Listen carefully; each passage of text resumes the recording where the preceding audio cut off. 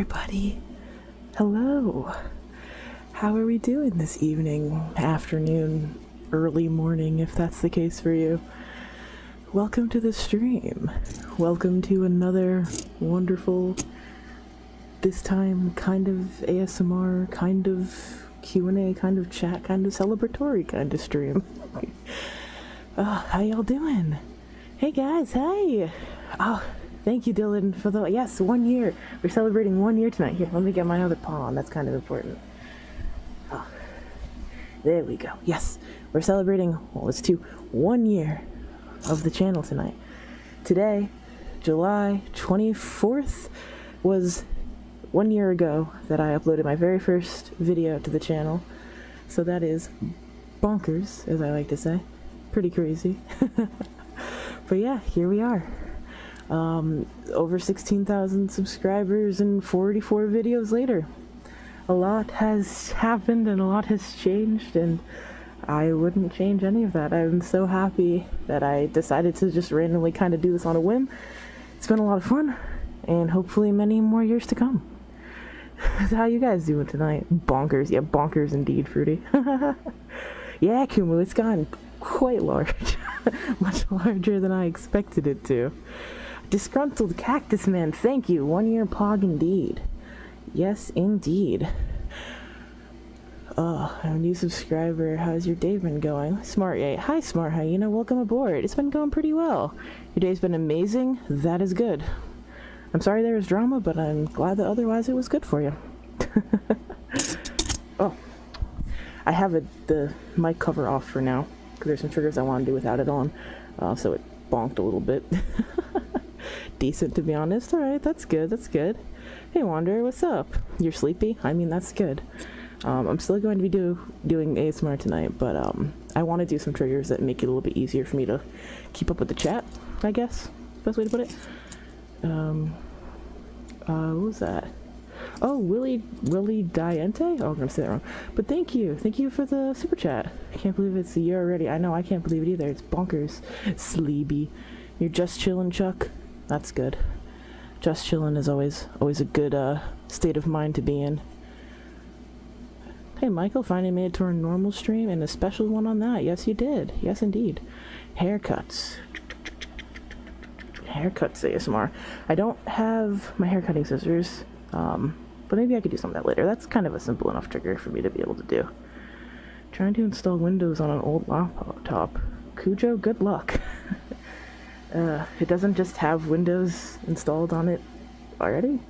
Strange. But alright. Positive affirmations. I can do that, Didu. Pretty sure we're supposed to be sleepy. I did start a little bit earlier than I have started the ASMR streams.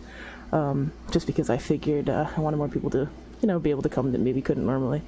And because the focus is going to be kind of more on chatting and, doing some questions and this type of stuff with some, ASMR, obviously sprinkled in. I'm sorry about Whiskers tapping the uncovered mic. It's bound to happen. Hopefully it won't be too loud. Do you have the arrowheads? I love them. Thatcher, I do have them. They're in my other room, but I could very easily grab those. Moving's been stressful. I'm sorry, Fruity. Moving is very stressful. Cannot stress enough how stressful moving is. When we moved into this apartment, we were kind of on, a time limit, I guess. We had, basically a week to move in. And it was a nightmare. It was not easy, and it was 3 of us moving from 3 different houses, so it was a lot of going back and forth between houses to get boxes and stuff. Sun will shine, you should shine with it. Yes indeed, yes indeed.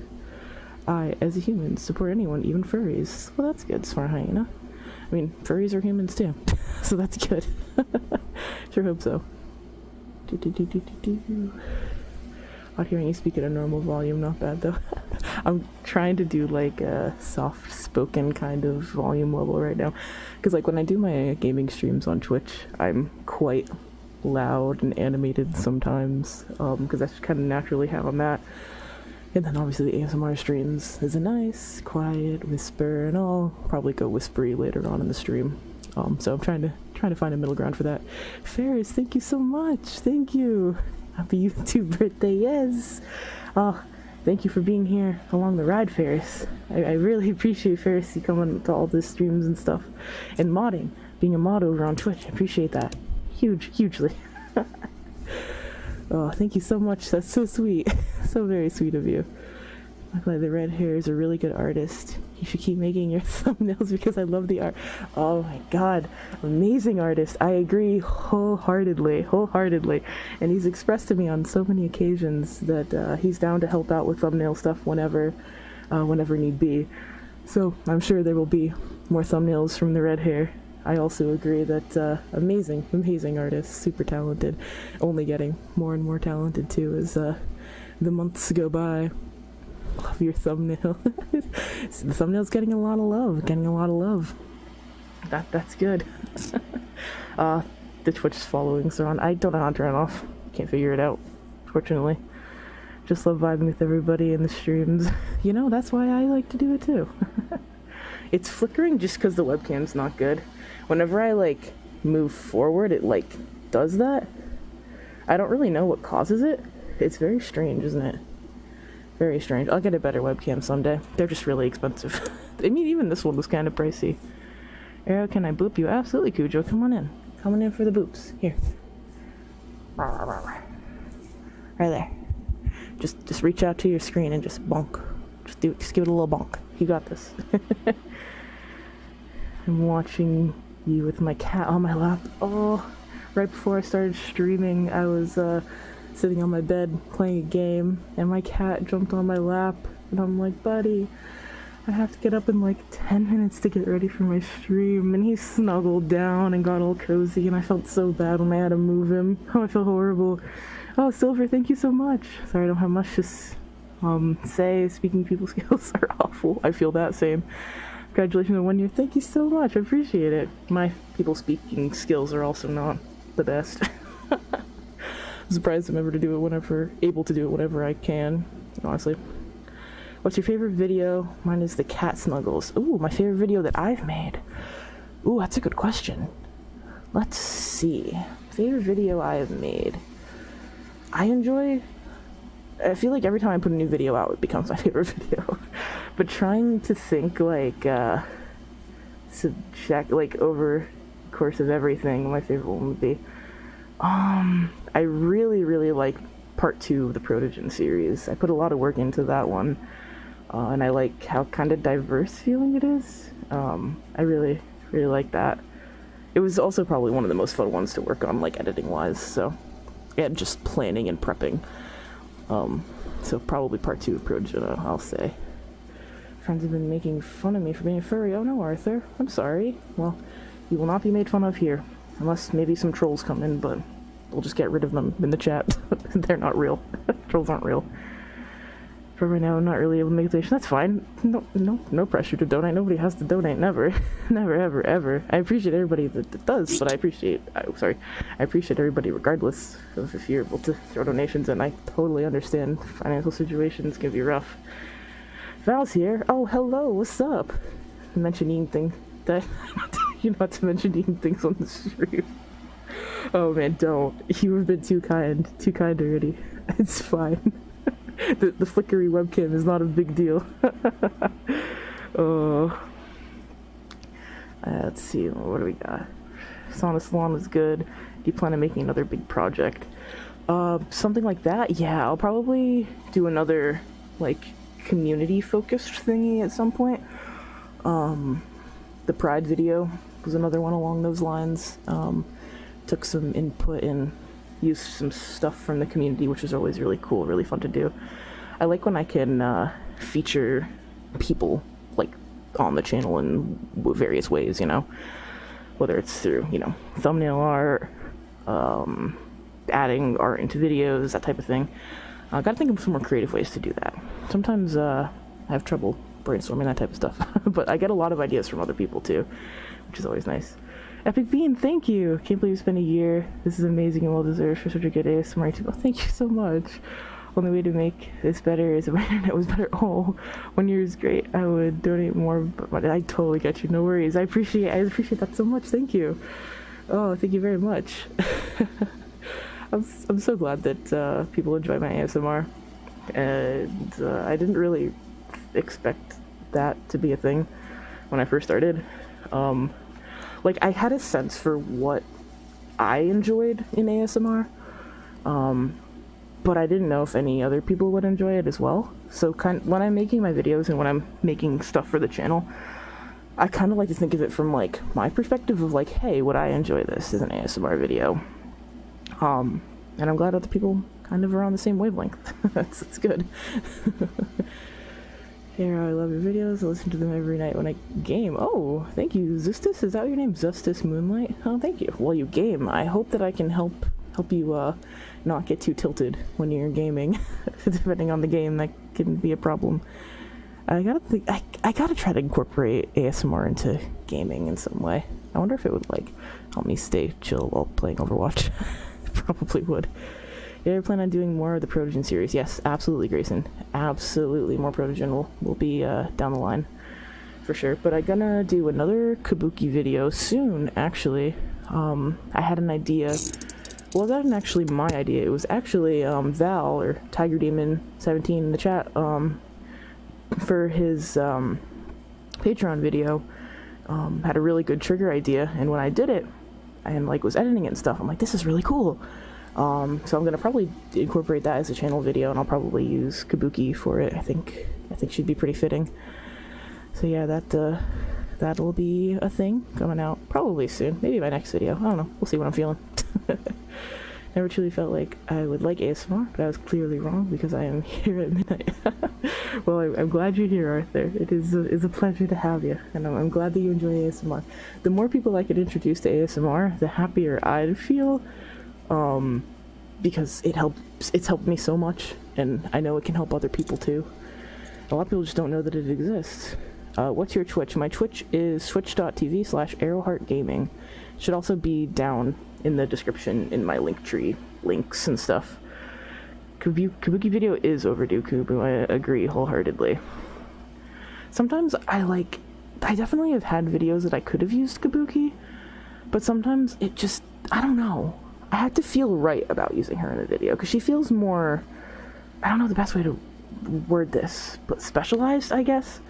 Like, I can kind of use Arrow in more or less any type of video, because he's kind of a blank slate. He's just kind of me. But Kabuki is more of, like, a character, I guess, so I feel like I always have to put her in, like, the proper setting, if that makes sense. Who are your favorite furry ASMRists? I actually have a list on my channel of a bunch of other furry ASMRists. Non-Human Hands, obviously, amazing. Love Snowball. I could list a bunch. But I'd be worried about leaving people out. So if you want to check that list that I have on the bottom of my channel, a bunch of awesome ASMR artists there, I definitely recommend. And there's even ones missing from there, you know. It's one of those things where there's more and more propping up every day, it feels like, which is awesome. So if I ever miss anybody, I feel kind of bad. But yeah, those are a couple. How's Trashy feel about the whole thing?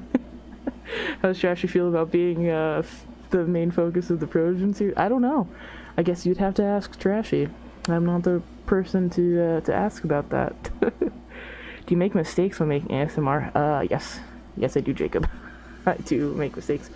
I always feel like I make a lot more mistakes at the beginning of filming, as I'm trying to get, like, in the groove, in the zone, especially when I'm, like, doing a role play. I definitely, like, flub over my words a lot, especially when, like, doing the intro.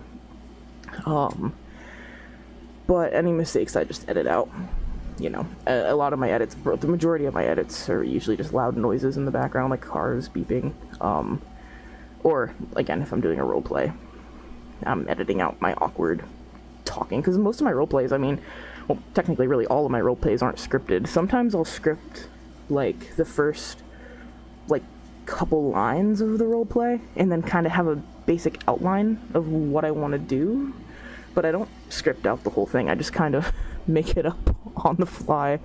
Once I get into character after I've been filming for like 10-15 minutes, then it comes a lot more naturally, which is good. Kabuki petting ASMR, still my favorite video. Oh, that's good, Sans, because it felt a lot like being totally safe at the end. Oh, that's good. I'm glad. That is one of my things that I try to emphasize when making videos, is just like making the viewer feel safe, safe and comfortable. Because I feel like a big issue with I don't know the best way to put this, but just like life in general is just, at least from my point of view, always feeling uncomfortable. So that's one reason I like ASMR a lot, is it's a space to feel comfortable and have somebody that, they're just on the other side of a screen, but it feels like somebody's caring and trying, putting in effort to make you feel comfortable, which most of life isn't that. Most of life is not people trying to make you feel comfortable. So that's a nice change of pace with ASMR. Timmy, thank you so much. Been an amazing year at the community. Yes, it has. I agree. Haven't been paying attention right now, but I think I heard something about getting a new webcam. So here's, maybe this will help. This is true. There's been some actually really nice donations this stream. Maybe I will have to invest in a webcam. I may as well invest in a decent one, especially since I've been doing more ASMR streams. I didn't get a really good webcam up front, just because my main idea behind getting a webcam anyway was just so it could track my face for my face rig that I use on Twitch. I have a live 2D model that I use when I'm gaming, so it like tracks your facial features. So it didn't really have to be anything amazing, but now that I've been doing this live ASMR, I should probably get a decent one. It's just not a bad idea to me. I probably should do that. No one can Epic Bean, no one can tell if Arrow is doing ASMR or chatting. I'm doing both. It's the best of both worlds, Epic Bean. Yeah, I'll do some mic petties for you, so you know for sure that that's what I'm doing. Absolutely. How long have you been in the fandom? Said X Cursey. Oh, very, very long time. I mean, I know that I have some viewers that are on the younger side, and I have seen I've been in the fandom longer than they have been on this planet, which is bonkers. But I've been in the fandom for oh god, I'm trying to think, probably close to like 11 or 12 years now. I didn't do anything really except for go to cons, and draw for a while, and really until I started doing this channel a year ago. I wasn't like a big name in the fandom or anything. I just kind of did my own thing, had my cluster of friends. Wasn't really, I mean, kind of a weird word. I wasn't like cloud chasing or anything. Not that I'm doing that now, but like, you're just comfortable in being a little nobody in the furry fandom for like a decade. Yep, 11 or 12 years. It's been a long time. I have seen a lot of furry drama unfold. Hey, Varric, what's up? Simultaneously watching this live stream and war games is an experience. What is war games? Is that a general thing, or is that a specific thing titled war games?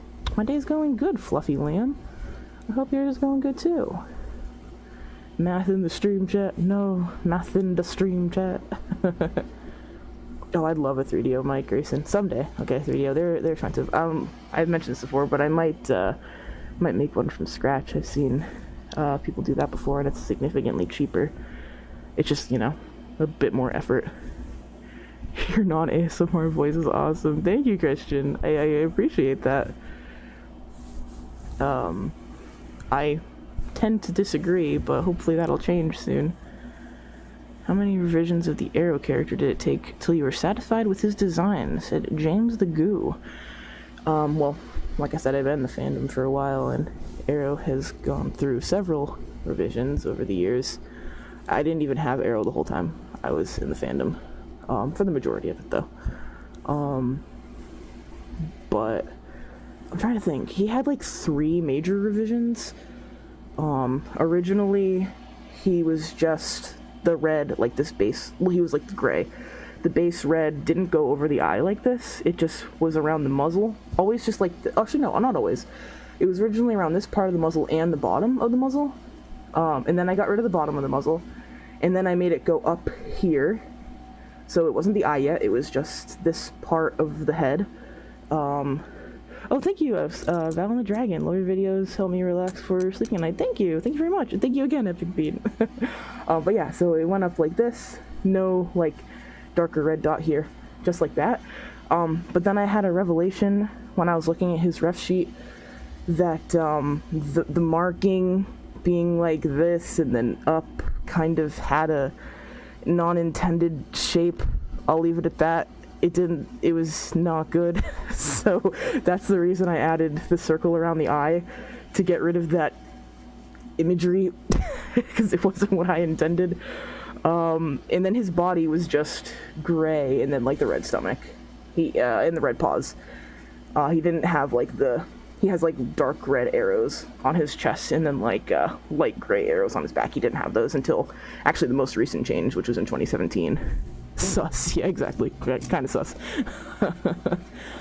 So yeah, that was kind of the main changes. He hasn't really changed too much. He's always been gray and red. Originally his eyes were just straight yellow, but then I added the orange highlights into them later on. But more or less he's stayed the same for the most part.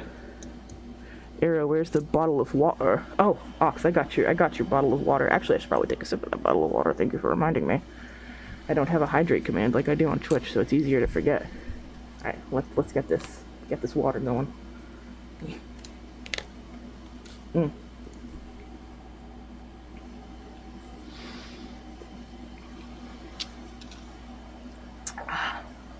Thank you, Squiggly Cup. And I'm noticing now, there's still some soap. I cleaned it out right before I hopped on stream, but there's still some soap in the water, so that's not the most pleasant experience I've ever had. The biggest of sips. Arrow, do you like warm or cold? Or that nice breeze of wind when the sun is shining at you? That breeze of wind is always appreciated, but I definitely prefer the cold weather. 100% prefer the cold weather. Even more so now that I'm filming in suit frequently. I really like the cold weather. I got so annoyed with my most recent video having to have the AC on in the background, just screwed up the audio big time. And I tried to I mentioned this, somebody commented and mentioned it, about the audio sounding bad. I tried to have the gain on my mic down to kind of counteract that AC going, but then I couldn't hear the whispers I was making, so I ended up having to just up the audio anyway, so there was nothing I could do. They're like, you should noise reduce in Audacity, and I'm like, I did noise reduce in Audacity. It didn't matter. I'll try to find a better way of doing that next time. It's so hot in these suits, man. Especially in the Khajiit suit. I mean, he's not so bad, it's just the mouth isn't always open, right? It's only open when I have my jaw expanded. So, it's really hard to breathe in there. He's got, drilled in nostrils, so there's some airflow there, which is nice. I really maybe should see about getting a fan installed in it, which would be a little helpful. Audio do be kind of wacky, though. Yes, I agree wholeheartedly. Audio's hard and confusing. The cold is better, I agree, Nix. Very much so. Hate when soap gets in my food or dishes. Yeah. If you love the cold weather, come to England. Multiple folks want me to come to England now. Honestly, I'd probably agree with it, if it wasn't such a hassle. And, leaving all of my friends and family to go to an entirely different country. I can handle going to another state, or I can just kind of road trip back. But, I don't own a boat.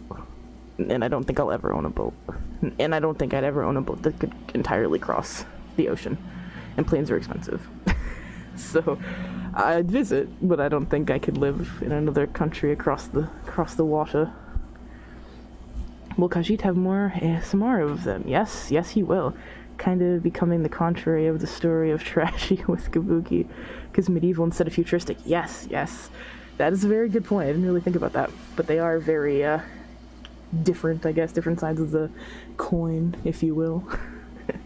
But yeah, I will 100% be doing more videos with the Khajiit. I love that Khajiit. Khajiit has wares if you have the coin. Love that guy. Enjoy your food, Codebit. Also, hello, Codebit. I don't think I saw you before. But howdy. You probably chatted, but I just missed it in the chat. Genghis Khan.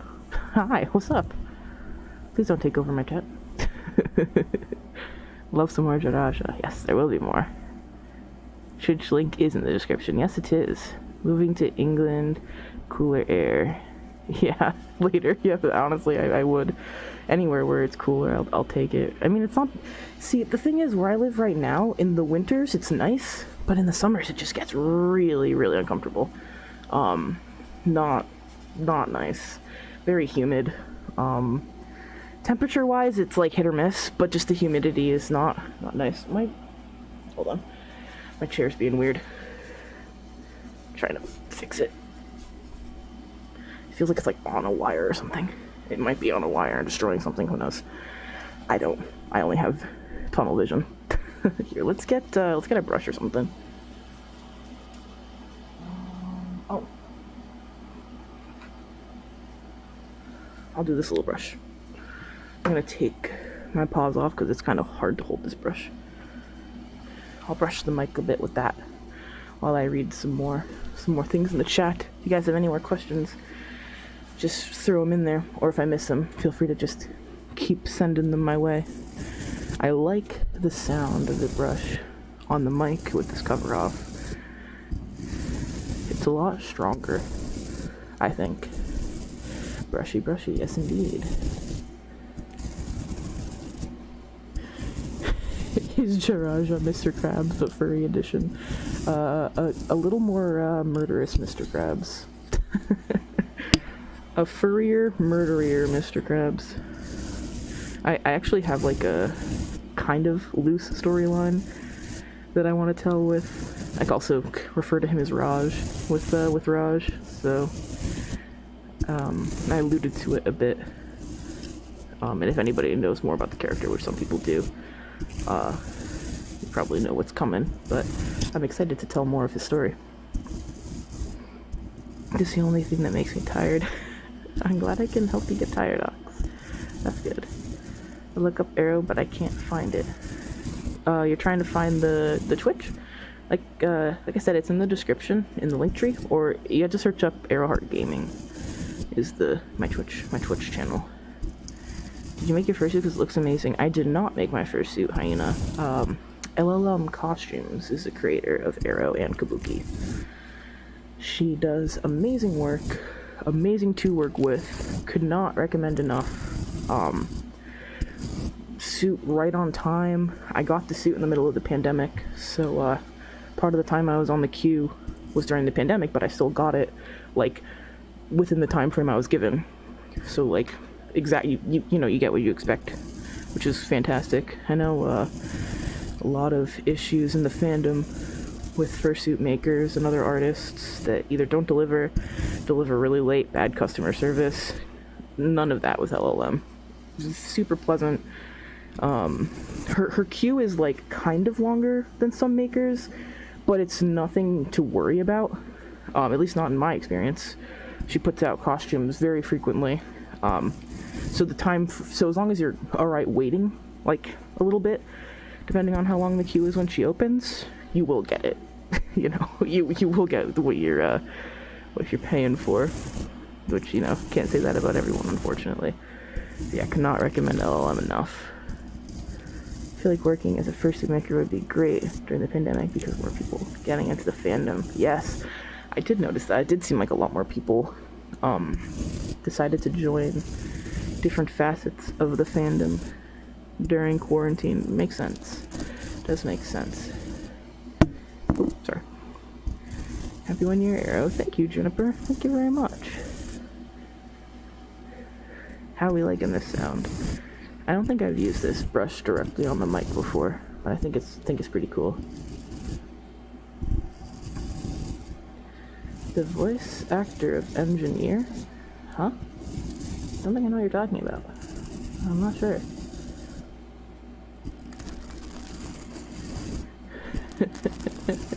Engineer Gaming? Am I missing something? I don't know. I don't know if I know this person. Oh, I'm sorry, Neon. I'm sorry about your cat. I'm trying to avoid cat content. Oh, well, I'm not really a cat. Sorry to break it to you. But I'm sorry about that. That is the worst. Been through that, and it's not easy.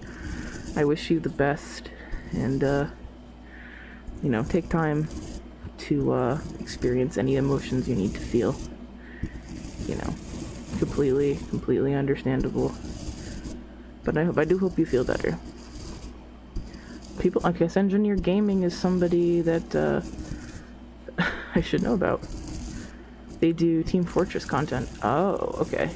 I see.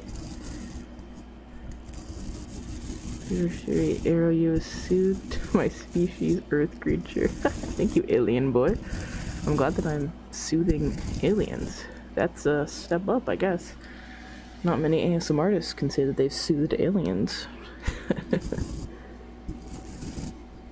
My glasses are fogging up. I forgot to put soap on them. Unfortunate. Torbjorn Gaming.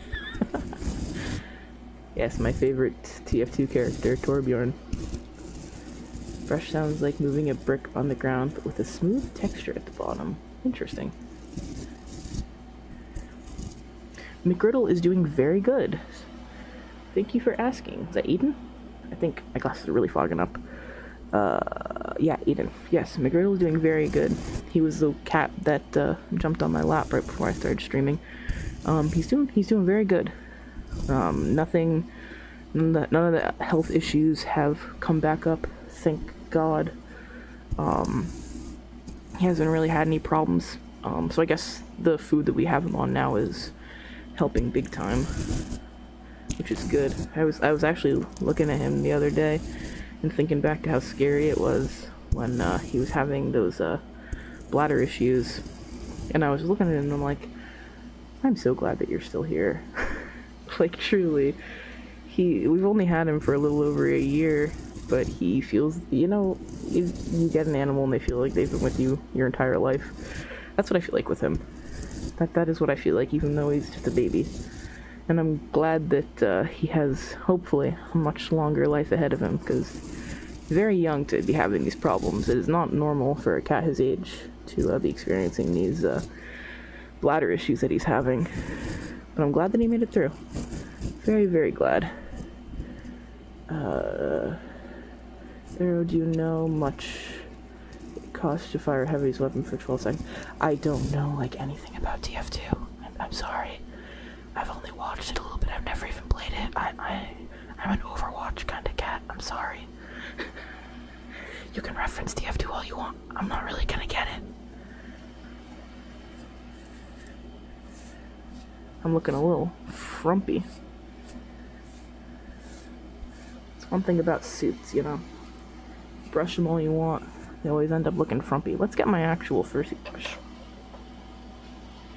Do some of that.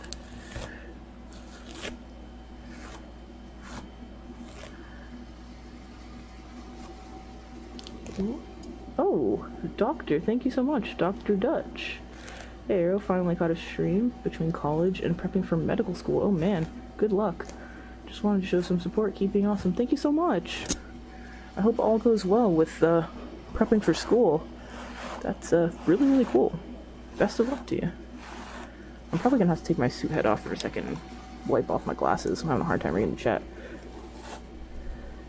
Do you have a full suit or just a partial? Partial right now, but a full suit is in the works.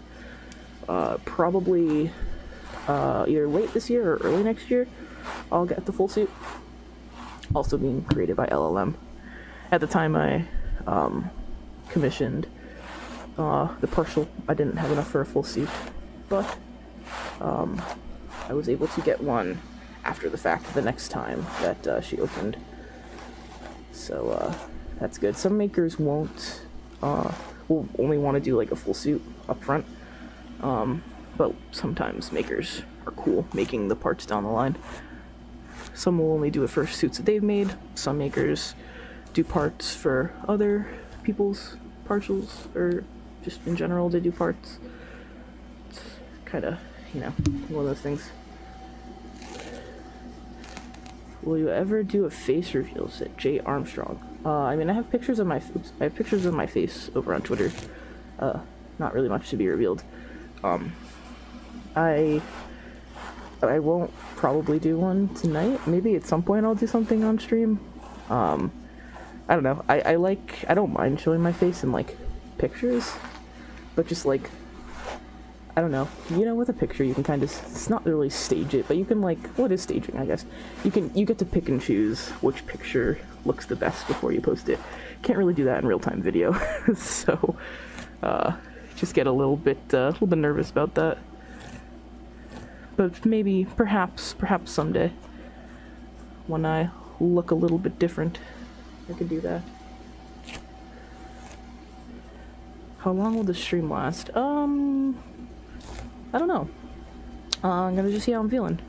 At least until, like 9 p.m. EST. So you got, like, over an hour. And then I'll see how I'm feeling from there. Another thing I was thinking, this is kind of gonna be a harsher sound. But I tested this brush on the mic, and it kind of sounds interesting. So I'm curious what you guys think about that. Let me see. I'll do just a little bit, and then tell me what you think.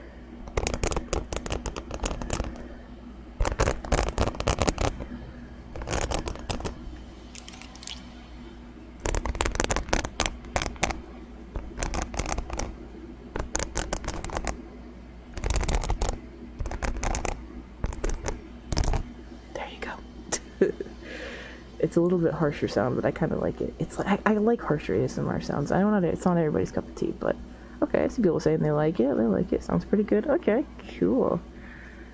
Yeah, the deep sound. It's like I really like the deep ear cleaning videos, and this kind of gives me that vibe. You know, it's like a deep sound. Maybe if the gain was lower, but it's cool. Yeah, it's one of those things where I'd probably have to, if I was doing it in a video, I'd probably adjust the volume down a bit out in post. ASMR is satisfying, I agree. I'm going to go, I'll keep talking, but I'm going to go close the, what's it called? The webcam for a second, just because I want to wipe off my glasses. I'm having a hard time seeing. Give me 1 second. I thought about it too. I was like, I totally forgot to put soap on my glasses. Because I mentioned this before, but obviously when you're wearing a suit, your glasses fog up real easily. But to counteract that, you can put soap on them, like dish soap or hand soap, just like a thin layer of it. And it can help them like defog, basically. There's some science with it, I don't really fully know, but yeah. Yeah, let's see. Food dispenser, do the ooh sound. The ooh ooh ooh. Why is there so much Team Fortress in the chat? What's going on? Cass says it sounds like a bag of chips being crinkled. Okay, you know, that's fitting. That's very fitting. I have a question, are you a boy or a girl? I am a boy, Raphael. I'm reading that name right. After I take my fursuit off, my vision is, like doubled. It's very strange. I wonder if that works with chemistry goggles. Maybe. I don't know. Couldn't say. I don't have a pair, but probably. I imagine if it's, I don't know, similar material, why not? So it seems like an odd choice, but at least the solution works. Yes, it does. It was somebody on like a fursuit forum mentioned it. Because when I first got my glasses friendly head, I was like, wow, this isn't glasses friendly because they're fogging up. But then I did a quick Google and people were like, oh yeah, you can put soap on it. And it works. It's like a temporary solution. Thanks for saying ooh woo, I love you. Aw, thanks Brennan. I love ooh woo too. Too woo. God didn't want to make this world perfect. He wouldn't have made me. There you go, sleepy boy. Alright, head's going back on, so give me 1 second. I'll probably have to do this a couple times throughout. Just, you know. So I don't have to entirely get up and put soap on. Alright, I'm back. Let's do more of this brush again. I want Harold to do the ooh trigger. The ooh trigger. Just going ooh, ooh, ooh, ooh.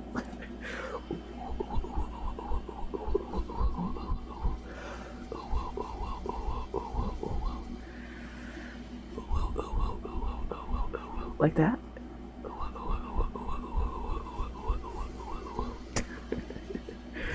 I guess that would be the ooh trigger, wouldn't it? Doesn't the soap drip off the glasses onto other stuff? So basically what you do is, what I do at least, I put a little bit of soap between my fingers, and then you kind of just like rub it on the glasses. So like you hold the glasses, and then you're just kind of going like boop, boop, boop, boop, boop. So it just creates like a thin layer, and then you just wipe the excess off with like a tissue or something, whatever you have. So you don't like have to have globs of soap, you know, you want to be able to see, but it kind of makes like a thin layer and protects it. That is a lot of ooh-woo. Yes, it is. Do you have deep sound triggers? It would be great. I was actually just doing some, Anthan. I'll do a little bit more for you. I didn't do it for very long because it was kind of loud, but I'll do a little bit more of this on the mic. Arrow, how many YouTubers do you think are secretly furries? Oh, I don't know. Probably a good amount of them. I mean, we've had a couple people know about now, like Odd Ones Out, right? Has a fursuit. I know of a couple that have mentioned. I'm not a couple, but like I had someone come to me. I don't know what their actual YouTube is, but they said that they have like a really successful YouTube account, and then they have like a secret furry account. I don't know for sure if this is the truth, because I was not able, I don't know what their actual channel is, but they said that they just don't want people to know they're furry, but they watch my furry ASMR and they let me know. I'm like, oh, that's cool. I'm not gonna try to, you know, creep on them or anything, try to figure it out, but I'm sure there are plenty more. How many cats do I have? Wick 3. I have 2 cats. I have 2 very lovely little boys. I have Crouton, who is an orange tabby, and then McGriddle is gray and white, and he has no tail. And I love him because of that, and just in general, I love him. I wish being a furry wasn't viewed as such a scandalous thing. It's getting less and less so, depending on the spaces that you occupy. I mentioned this on Twitter, but like TikTok, man, a lot of furry hate over there, which is annoying. It feels like it's like 2012 again, because it felt like things in general were getting better, of like people like understanding furries a bit more. But then, you know, you see TikTok and it's like, nope, never mind. People are still jerks to furries. But, you know, in general, I feel like, especially in like con spaces, it's gotten a lot better, I've noticed over the years. Like, it used to be like a furry at like either like an anime convention or just like a general convention, like a multimedia convention, and you would get like harassed by people like, this isn't a furry convention, why are you fursuiting, blah blah blah. But like now I go to like my local multimedia convention and there's a bunch of furries and nobody like says anything. So in general, I think most people don't care, less and less so. Hello Beethoven. See, though, the reason 2012 was what it was because generally kids were on the internet, and kids still are on the internet, but I don't know, are kids less insufferable now in general on the internet than they were in 2012, or is it worse? I think it's worse in different ways. For sure it's worse in different ways. I mean, in general, if you're having unfiltered access to the internet below a certain age, it's a little sketch. If you are younger and you are listening and you are on the internet, please be safe. Don't do anything stupid. You will regret it. I did some stupid stuff on the internet when I was a kid, and I mean, kind of regret it. I didn't do anything horrible, but it's just kind of embarrassing, I guess, to look back on. So don't bother. Well, I mean, way more adults are on the internet now. That's true. Spaces are made for adults now. Yes, that is true. That is a very good point. It did kind of feel like when you were a kid back in the day on the internet, it was like the wild west. Now it feels like spaces with kids and adults are either interwoven or separated like intentionally. Sorry, I'm like adjusting my chair. So that is a good point. What is going on with this chair? Very, very strange. Has worsened because edgy humor literally transformed into basically bullying.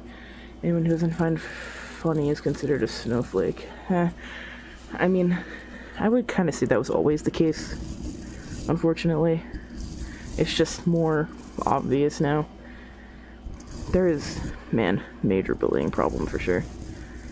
Who's your favorite fursuit dancer? Mine is Shadow Cheetah.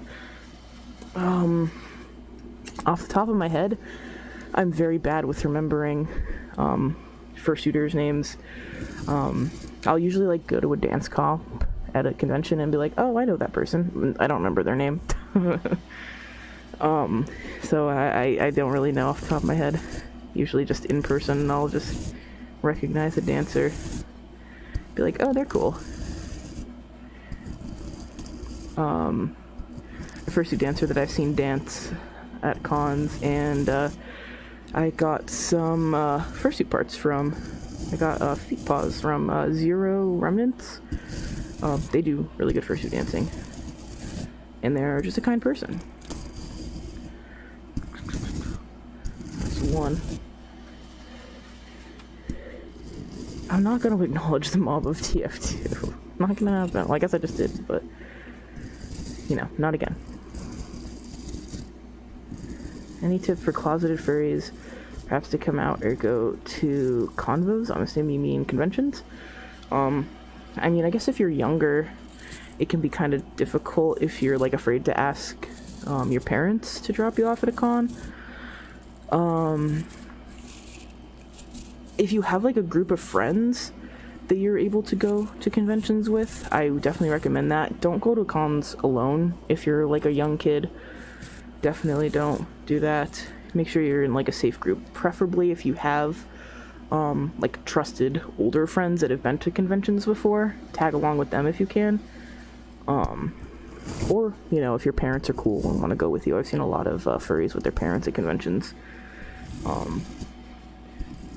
As for just in general, like, I don't like to really use the word coming out as a furry, but just, like, letting people know you're a furry, being more open with it.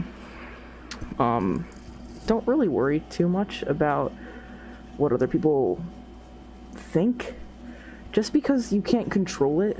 I tell myself this advice all the time, because it's hard to follow, even, you know, me being the one saying it. But regardless, people are gonna judge you, you know? People are always gonna think one way or another, and you can't change that. So, just do what makes you happy, you know? You also don't have to tell your parents.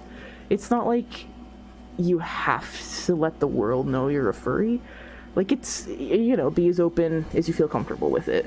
I mean, pretty much everyone knows I'm a furry, because it's quite obvious, but it's not something you just, like, have to tell everyone if you don't feel comfortable doing it. So you don't have to feel pressured, you know, let everybody in the world know you're a furry if you don't feel like it. But if you do feel like it, hey, more power to you. That is cool too. But I just don't want people to feel like they have to make it, like, the number one, like, personality trait, I guess? Or, like, things like, oh man, if you know me, you have to know I'm a furry type of thing. Like, people don't have to know, you know? Especially if you think they're gonna be weird about it. Don't even bother with them. Not worth it. Arrow's favorite kind of cat. My favorite kind of cat? Mine? I don't have a favorite kind of cat. They're all great. Unless you're talking, like, big cat. Like, if you want my favorite kind of big cat. I love lions. Lions are probably my favorite big cat. Or lynxes. Lynxes are cool. Your private business does not necessarily have to be everyone else's. Exactly, Timmy. Exactly. You are allowed to have private business, and it doesn't have to be scandalous, you know? You can just have things that are yours that you don't have to necessarily discuss with everyone if you don't want to. I think that's something that more people should keep in mind, especially when you're traversing the internet. Not everybody has to know everything about you, and in fact, they shouldn't. They really shouldn't. On the internet, if you're younger too, people don't try to keep yourself decently, you know, private, keep yourself safe. Don't list everything about you. General practice. I guess I'm an old fart back in the day, you know, we're strangers on the internet, but I don't know. Still good to be safe. Favorite game? I'll answer your favorite game. It's not TF2. My favorite game series is Pokemon. It always has been. It probably always will be. But one of my, like, favorite games of all time is Alien Isolation. That's a fun game. And then usually just like whatever I'm currently playing at the moment.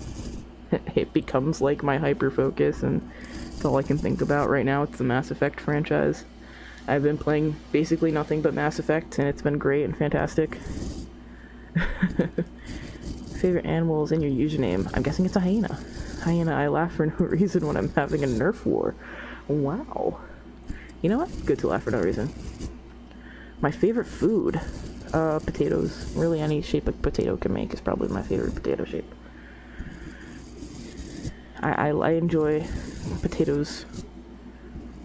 My favorite Pokemon are two. My favorite are Sylveon and Wooper.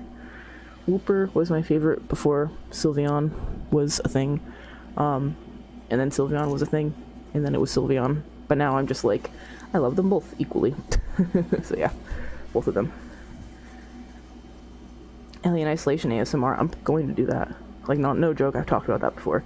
Probably come October, Halloween time, I'm going to do a ASMR Let's Play of Alien Isolation with the, like, mic feature on. I've never played it with the mic, so I'm going to do that and, like, treat it like an ASMR playthrough, and I think it'll be really fun. Definitely should play Alien Isolation nightly. I, highly recommend. Oh, and then I also love, the Resident Evil series a lot. The RE2 remake was great. RE4 was so fun. I got into the Resident Evil series late, unfortunately. But playing through the old games, so good. So good. Even like the old, like the original, like, Resident Evil, like 1, 2, the original Resident Evil 2 is so good. Even playing it nowadays, it holds up really well. Really, really fun. Xenomorph ASMR would be lit. Yes, it would. I agree. Scream quietly. There you go. I screamed quietly. October is your birth month? Nice. Happy October birthday. I never played Ark, but I want to. I definitely should. Oranges are pretty cool. You should talk to Waffles, my partner. He likes oranges. Resident Evil's your favorite game series? Let's go! What's your favorite Resident Evil game? I'm torn between several at this point, but it would either be original RE2, RE2 remake, or 4 are the favorite that I've played so far. I'm kind of playing them slightly out of order. I've played most of the main series, and I'm trying to get into the side games now, like Revelations and stuff. Let's pets with the pobs some more. Actually, no, I'll pet with the paws with these. Opinion on food ASMR? Like mukbangs and stuff? No. I don't know. I don't like food. I'm actually gonna put the other mic cover on. Hold on. I don't like chewing and stuff. I have, well, here, I'm gonna mute really quick, put this on.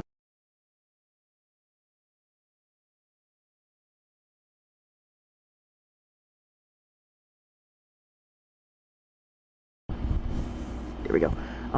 I'm very grossed out by, like, bodily fluids, specifically, like, saliva. Ugh. So, like, the sound of people chewing really sets me off in a bad way. So I don't really like food chewing sounds ASMR.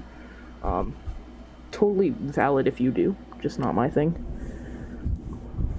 How would you feel if your favorite fursuiter joined?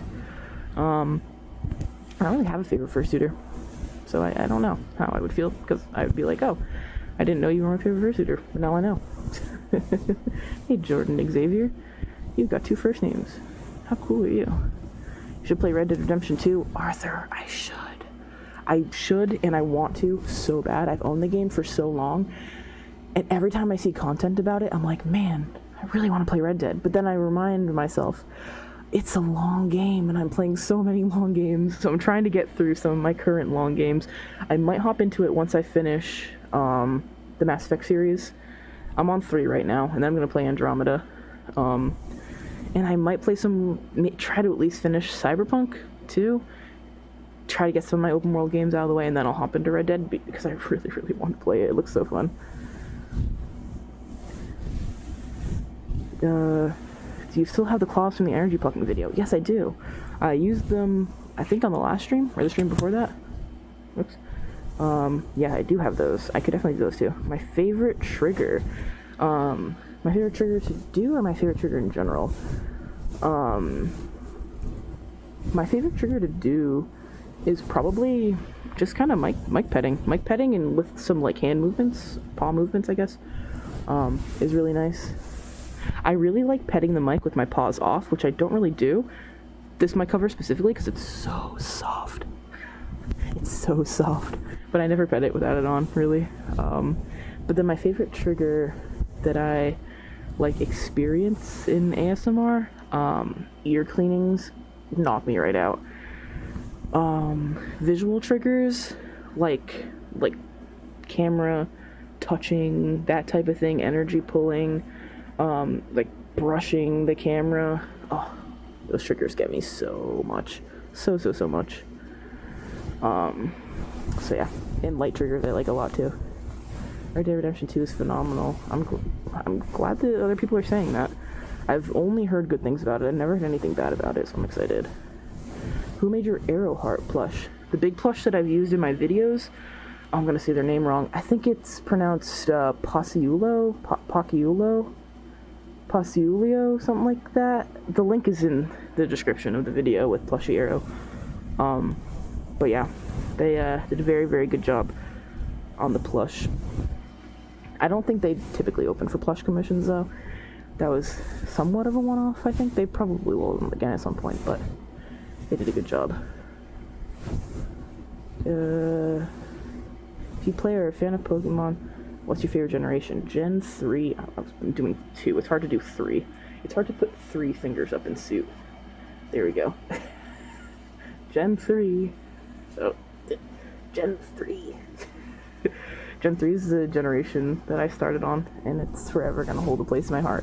And I feel like a lot of people have like nostalgic bias toward their favorite generation, and I probably have some of that, but I feel like objectively Gen 3 is one of the best ones.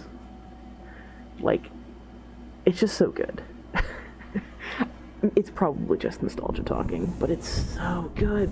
The Pokemon designs are spot on. The music, oh my god. The brass, the trumpets, oh, magical, so good. I get so hyped every time I hear Gen 3 music. The routes, such unique routes, so fun. And don't start on me with the water. The water routes are fun. Exploring the water routes for the first time as a kid was so cool, so cool. There were so many little secrets to find. So anybody that says otherwise, I don't care. There's not too much water. Not too much water. The brass in Gen 5 was your fave? Gen 5 has some bomb music too. Gen 5 is another banger of a generation. So good. I have played FNAF. I've played FNAF on stream. Do you recommend playing Resident Evil Revelations? It's another really good one. Yes, I'm definitely going to. I'm excited for Revelations 2, because that's one with Claire, right? Claire is one of my favorite characters. So I'm for sure going to play through Revelations. First Revelations was Jill, right? I love Jill too. They're both fantastic characters. I'm excited to play Revelations. I just kind of was making my way through the main series. The only main series game I still have to play is 6. It's the only one I haven't played. And it's people's least favorite. But I'm still kind of looking forward to it, honestly. Jill should be your favorite. Jill's a great choice. Jill is amazing. RE3 remake Jill, such a badass. I mean, she's a badass overall, but like, man, holding that railgun at the end of RE3 remake, just like, that's not possible. A human being, a single human being cannot hold that. But Jill Valentine held that. She held that railgun, and she just blasted it into Nemesis. Like, that was one of the coolest things I've ever seen in my life. RE6, oof. Yeah, and that's why I've waited so long to play it. But I still want to. Have you ever heard of different language triggers? Yes. I've watched ASMR in Italian, Japanese, Korean, Spanish. I don't often, like, it's not something I really seek out, but sometimes it'll like come across my feed. I'm like, oh, interesting. Some languages are just like really pleasant to listen to in ASMR. Very, very nice. Very, very cool. Favorite games are Call of Duty, Assassin's Creed, FNAF, and what is Mr. Hop's Playhouse? I've never heard of that in my life, smart hyena. Purrs in Spanish. That's basically what my Spanish is, or my Spanish. Well, my purring is. I'm just rolling my R's. Just going.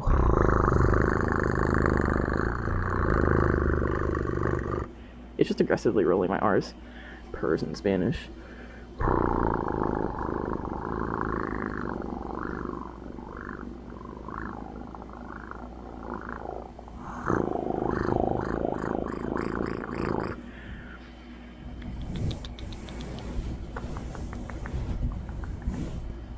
How did you come to the conclusion that you were bi, and what was your first gay crush? That is such a complicated question to answer when you're trans. Such a complicated question to answer when you're trans. Because when you're, like, being raised as the gender you were assigned at birth, but obviously down the line you realize that's not the case, you're kind of just, like, I didn't realize that the crushes I was having were gay crushes, because I didn't realize at the time what my gender really was. So, like, it's a hard question to answer. Like, if I'm thinking about the time I realized that I was bi, like, back then, I was what I realized, or thought I was, realizing that I was attracted to women. But that was now, like, not now that's straight. Like, it doesn't... It's hard to pinpoint that when you're trans. So it's confusing, but when I first realized I was not straight was as far back as I could remember, really. And the first time I remember, same with being trans too, as far back as I can remember, it's just one of those things that's been kind of ingrained in your brain, I guess, at least for me. And it's funny, I was thinking about that the other day, and I was like, that's such a weird phenomenon, like, knowing these things about yourself for, like, as long as you can remember, and not being able to pinpoint, like, the time it first entered your brain, like, really. And I'm like, what else can I think about that with? And I'm like, Pokemon. Like, I can't remember my first experience with Pokemon. Like, I feel like I was birthed from the womb and already liked Pokemon. Like, that's, like, the feeling I have for, like, being bi and trans is, like, equivalent to, like, Pokemon, and, like, feeling like that's just, like, entwined in my DNA. Like, I don't remember where it started. I don't think I'll ever see where it's going to end. It's just, like, how it is. Oh, man. Let's see, retry. Ariel, your English fans love you. Thank you, Arthur. Up till 1 a.m. Oh, man, guys, this is late. Gender is a big dumb. I agree, Valen. It's confusing. It makes everything very confusing. Up at 1 a.m. I'm gonna go to sleep, but I'm determined to get air to play TF2. It won't happen. I'm sorry. What is your favorite TV series of all time? Ooh. Could be. That's a good question. That's another one where I'm like, I don't know. I don't watch too much TV, really. I go in and out of, like, Netflix phases, I guess. Like, I'll be, like, really hard set on just, like, watching a series on Netflix, and then I won't watch anything for, like, a year. At the beginning of the pandemic, I was watching so much Netflix, and I probably watched some of the best series I've ever watched. I watched all of Breaking Bad. Breaking Bad is one I could say was really amazing. Hannibal, that was really, really good. I guess if Hannibal, if I had to pin anything down, it might be one of my favorites. I just didn't like season 3, so that kind of brings it down a peg or two. But Hannibal, Breaking Bad, those are the two recent ones I watched a lot through that I really, really enjoyed. Do you have a favorite anime, if any? I don't watch too much anime nowadays, and then I find myself, like, getting in the mood to watch anime again, and then I'll watch a couple episodes and won't finish it. But back in the day, I watched a lot of anime. And my favorite series, even though the anime wasn't that good and I was more of a fan of the manga, by the end of it was Pandora Hearts. Any Pandora Hearts fans in the chat? Pandora Hearts was legitimately my life for all of middle school. Like, Warrior Cats and Pandora Hearts those two things, like, made up who I was. Like, legit. So yeah, that's a good one. Do you play D&D? And if you do you have a favorite character? I do play D&D. And I'm actually finally in, like, a steady campaign with a group of people right now. I'm playing a lizard folk druid, which is very fun. He's not your typical druid. I kind of like the character creation method of, like, creating a character and not really fully fleshing out their backstory in their class. Because, like, you think about it, right? You start at level 1. You don't really know anything about yourself. Especially, like, so... Well, I'll put an example for my character. He knows he's a druid, but he doesn't have, like, any sense of his powers or anything. And he doesn't really identify with being a druid, I guess, if that makes sense. And as the campaign's been progressing, he's slowly, like, learning more about himself and learning more about his powers and the things he's able to do, communicating with nature and stuff. He's learning that he is a druid, basically, throughout the campaign, as he's leveling up, which I kind of like. I like that, because, like, I don't know, when you have a character that's like, oh yeah, I'm a paladin, and I've been doing this for 20 years, but I'm level 1 and know, like, 3 spells. Like, it just doesn't make much sense, you know? I mean, it's totally fine. Everybody creates characters like that. I've done that too. But it's just, like, it's fun kind of making it more natural part of their character progression. Your entire family plays D&D together? That's so fun! I would love to play D&D with my family. Lizard folk. Do you consume corpses, or have you given into stereotype? No, he does not consume corpses. He's actually, surprise, surprise, based off of an Argonian character that I have, that I just kind of retrofitted him into a D&D lizard folk. His name is Six, spelled C-I-X. He's pretty cool. To wild shape into a goose and mess with people. A kobold druid? That's fantastic. My my lizard folk druid, he transforms into a horse to, like, carry party members around, but I kind of made it canon that he, like, transforms into, like, a lizard horse, like the mount in the ESO, for example. It kind of looks like that when he transforms into a horse, carrying people around. Very strange, but like a scaly horse. Very strange. Oh yeah. I have a kobold who came from backstory of ill repute and he owns a bakery. Wow. Yeah, it's an interesting windfall. Helmet gave him -2 intelligence. Talking about D&D, playing a blood hunter, he went insane after his mother rejected him and his father was stripped away from him and was oh wow. We gotta... Can you have a blood hunter that's not, like, dark and edgy? I don't think you can. I feel like that just comes with the territory. Always fun. I love playing edgy characters. Like, I almost always play rogue whenever I play D&D, but rogue was already taken when we were forming this group. So I'm like, I guess I'll have to do something different. I guess I can't always be edgy. But that's what I have my Khajiit Forge, Araja. I can be edgy with him. I can roleplay him on my channel. Wingless dragon. Lizard horse, then lorse. Yes, Jay. He is a lorse. My opinion on Skyrim, fantastic. Super fun. But I also get bored with it. I love it to death, and sometimes I'll play it for, like, hours and hours and days and months, and then I'll just suddenly get so bored of it and not play it for, like, 2 years. Oh my god, where's my mouthful?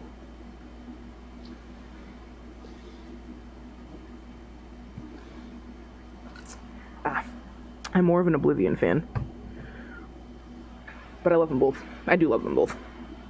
I just get less bored with Oblivion. Less easily. It's getting nice and dark in the room, which I appreciate. Oh, let me turn my, turn this side light on, so we get a little bit more light, though. But I am glad that it's getting a little darker. There we go. A little bit easier to see, but the sun going down is nice. I appreciate that.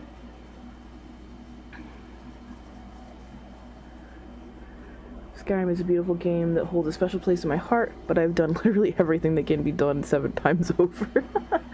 I haven't even done everything in Skyrim, but it's just like, it feels very repetitive after a while.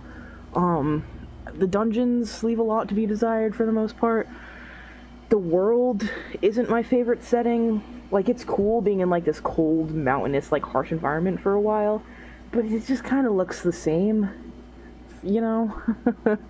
I feel like Oblivion has a lot more variety in environments. Dungeon delving in Oblivion, very satisfying and much less frequent. I feel like almost every quest in Skyrim ends up relying on, like, a long delve through a dungeon that looks the same as every other dungeon you delve through. There's a lot more, like, unique quest lines, I feel, in Oblivion that don't always result in you going through the same dungeon cave thing that you've gone through a million times before. Better than everything, I can quote the intro by memory. Ah, you're finally awake. Last time I played Skyrim, I killed the Xbox. Oh gosh. Keep pressing enter while I'm still typing accidentally. Oh, I'm so sorry. Sorry about that, Cog. Timmy, playing my first PC game after not having played since the Xbox 360 days. I have so much that has yet to be done and redone in that timeless game. Yeah, I mean, that's the thing, is I played it on console originally, and then I rediscovered it on PC with mods. Like, when you're playing Skyrim with mods for the first time, it really, really changes the experience, for sure. ASMR, the introduction to Skyrim. Maybe, Jay. Perhaps. I guess playing emulated Wii games while listening to Arrow. Never expected this to happen. That's an interesting amalgamation of events, Orange. Or Orange Denden? 89? Denden. Interesting. Reading that name. Ever heard of Kingdom Hearts? Of course. I've never played it, though. Became addicted to the game for some apparent reason. It intimidates me. Every time I hear somebody recommend Kingdom Hearts, they're like, oh, it's really fun, but, like, it makes no sense, and, like, you'll never understand it. And I'm like, what? Do you want me to play it or not? Oh, I'm fine with the sad scenes in Red Dead. I love sad things in games. Very, not, what's the word I'm looking for? I don't know the word I'm looking for. But it feels nice to experience sad things in games and let your emotions out that way, instead of experiencing sad things in real life. Favorite piece of fan art I could never pick. They're all amazing. I've never gotten a piece of fan art that I have not absolutely adored. I could now... that's like picking your favorite child, Ferris. I could never. Hello, Lila. Or, Lilia? No, that's Lila. Lila the Witch. Hello. Howdy. Welcome aboard. Saw this video after having a rough moment with my friends and this helping a lot feel better, or feel calmer. Oh, that's good. Captain Omega, I'm glad. Sorry that you're going through a rough spot with your pals. I'm sure it'll clear up. I'm sure. Ever played in VR? Would you like to? I've played Skyrim in VR a little bit, but it made me feel so sick. I had to put it down. There's like only really at this point at least a select few VR games that I'm able to play for more than like 30 minutes without feeling sick. I have really bad motion sickness, and no matter how much I try, I can't. Like, I can play Beat Saber for hours, like, aside from, you know, feeling physically exhausted. But I can play Beat Saber for hours because I'm standing in place. It doesn't make me feel motion sick at all. But playing, and especially with like actual moving, even the teleporting moving doesn't feel good with my brain. I guess maybe I could try to build up more of a tolerance for it, but I've had my VR headset for like 2 years now, and I don't know. Like, I want to try VR chat at some point, but I'm afraid. I'm afraid I'm just gonna barf. Super hot in VR, I would definitely barf. For sure. Really want to keep you awake till 3 a.m.? I don't want to keep you awake till 3 a.m. No, you should go to sleep if you need to. Lovecraft-based Calico Cat. Oh, named Wayland. Ooh. Wayland Yutani? I have no idea what I'm doing. Any advice on OC creation? Find other characters that inspire you. Like, obviously, don't copy anybody's character, but, like, just find things that inspire you. That's just with art in general. You know, it's finding other people that make some really cool OCs gives me motivation and drive to be like, oh man, now I feel like I have some inspiration to make some cool characters. Like, you obviously never copy somebody's character, but nothing wrong with feeling inspired. It's the best advice I could give with OC creation. If you like a feature of somebody's character, you know, incorporate it in a unique way to your character. Nothing wrong with that.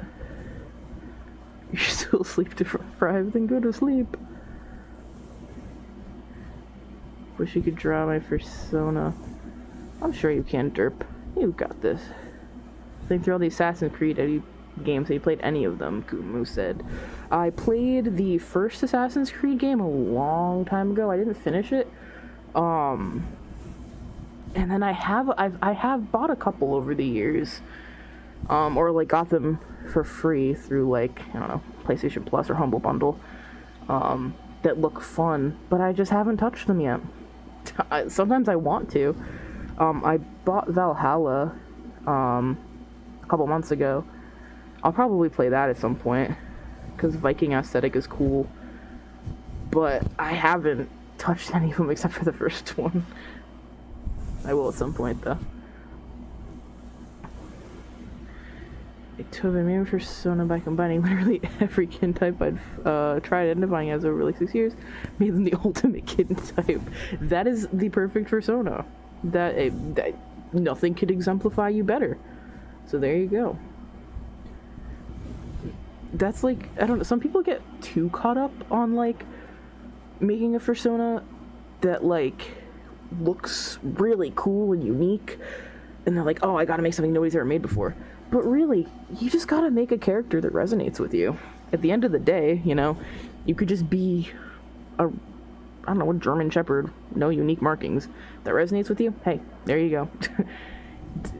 Like, if you get lost in the sauce of character creation, trying to make the coolest character in the world, but then you can't connect with them, kind of pointless, yeah? At least I think so. Thank you so much for what you do. Absolutely no, it is a pleasure to do what I do. I very much enjoy what I do. Imagine eating cookies and milk at 2 a.m. That sounds like the dream, Thatcher. Make a character I wanted to be. There you go. That is ideal. You made the right move, Beethoven. Your Fursona is an orange, purple, and gray Protogen with a rainbow shoulder guard. Ooh, hell yeah. That sounds awesome. I've not played Henry Stickmin. Hey, lover girl. Hello. When designing my first Fursona, I heavily copied the style and design of someone else's OC, but I evolved the art style and design to make one fall what he is now. There you go. Perfect. I'm glad that you recognize that they may have needed more uniqueness. Nothing wrong with that, too. Just create I actually went by very fast, what I say. Just create a character who looks cool, says Varric. Varric, you have a very cool looking character. And it's also, like, very, like, unique to you. Very, very, very fitting. Ferris said my first furry character I tried to make actually a white raven called Eliana. Ooh, but I never finished her ref. After a while, she just made me feel angry. Oh no, she's still around somewhere. I've made characters, or tried to make characters that have frustrated me in the past, and I just gave up on. Some for the best, honestly. Red fennec fox with big ears. Let's go, Jam. What's wrong with that?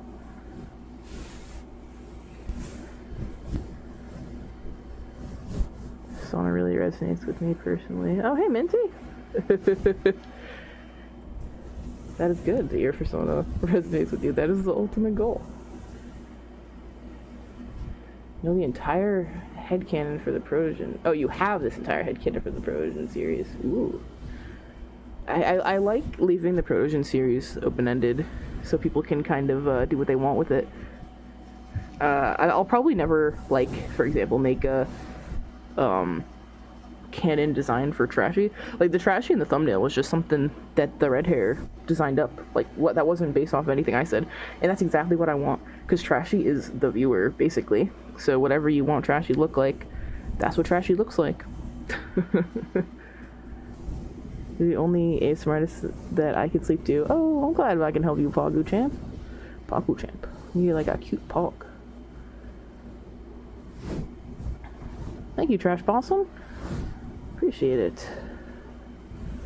Also possible people have the same ideas. I have some ideas for Fursona, and now it looks just like, what did I say? Tano from FBTW. I don't know what that is.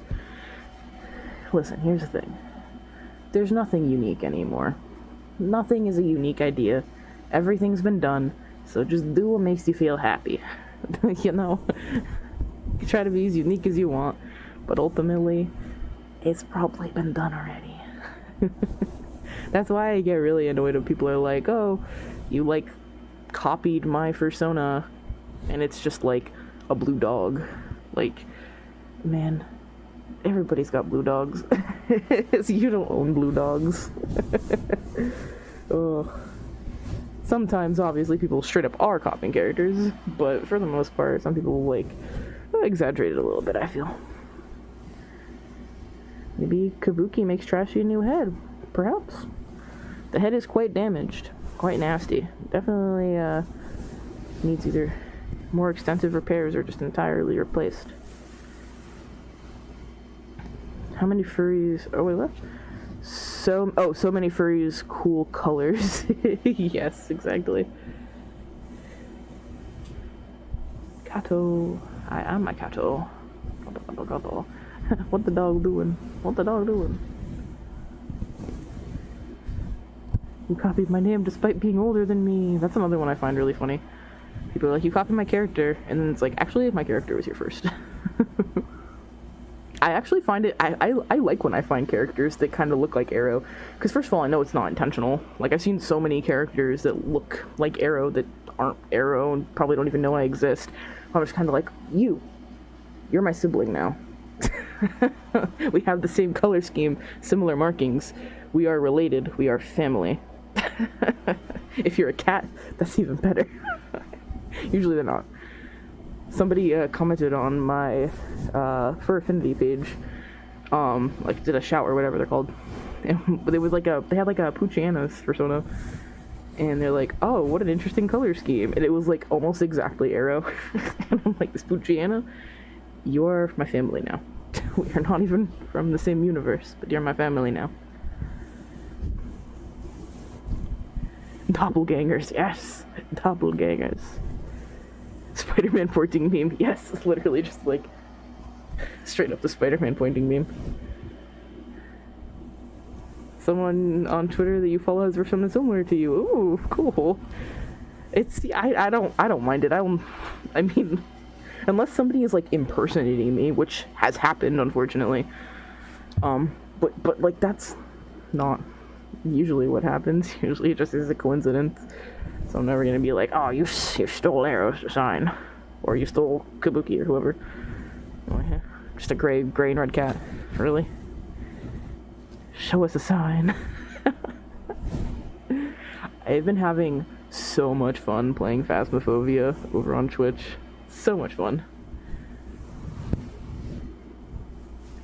Are you gonna keep the VOD of the stream up after it's over? Yes, I will, Felix. I always keep the VODs up. He says, it counts as irony that my persona is a bird, and I'm averse to cats IRL. That was just a very good coincidence. I'm sorry that you don't like cats, though. Hope I didn't do anything to offend you. Oh, Plushie's adorable. Thank you, Bagu. I agree. I think he's quite cute. My neck aches and I disagree with it. Oh no, I hope you feel better. Can't for the day where I find my doppelganger. It'll probably come. Like I said, nothing's unique. Hello, Malumi Wolf with blue and orange eyes, wearing an orange hoodie. How original is that? It is unique to you.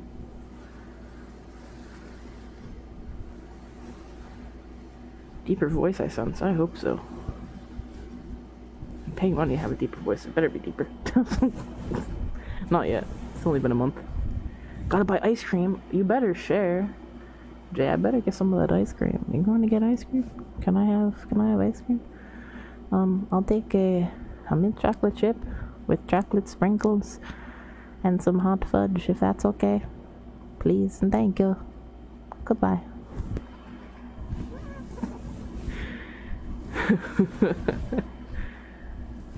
What if you gave a canon voice to Arrow plushie?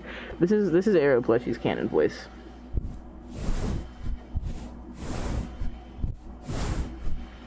He is the sound of microbes. The voice of the plush is the voice of Randy Savage. That's why he will never talk, because it will not be relaxing. Oh my goodness. Slight Russian accent in your voice all of a sudden? That's very strange to me. I'm not intentionally doing a Russian accent. I don't think so. Thank you, Minty. I'm glad you like my voice. It's always so strange hearing people say that they like my voice, because I'm like, huh? What? Excuse me? VN, I don't know what that is.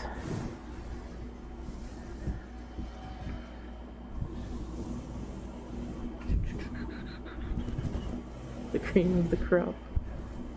The trashy behind the slaughter. Oh, strawberry ice cream? Very, very valid. Plushy arrow speaks in frequencies via petting. Yeah, exactly. It's like echolocation. It's snuggle location. Russian accent ASMR. I do, whenever I'm talking to myself around my house, I always like put on random accents. Not good ones. Just like very bad. Usually like a very bad British accent. I'll like go around my house like talking to myself in like a British accent. I'm like, this is cringy. But I'm doing it anyway. Because it's satisfying.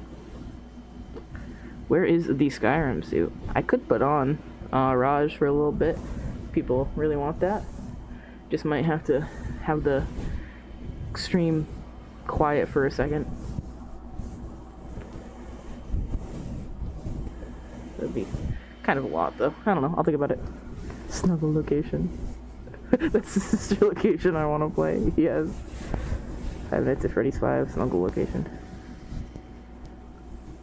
What does he British accent sound like? Unbelievable. I'm not gonna do it. Now I'm self-conscious. The coolest cat. Thank you, Heather. Do the same talking to myself when I'm alone. Different bad accents. Yeah, it's very satisfying. There's a part of me that wants to be a voice actor, but it'll never happen. So I just pretend I am sometimes around my house. Chap. Plus your voice is a doomslayer. What was it like unboxing your first fursuit?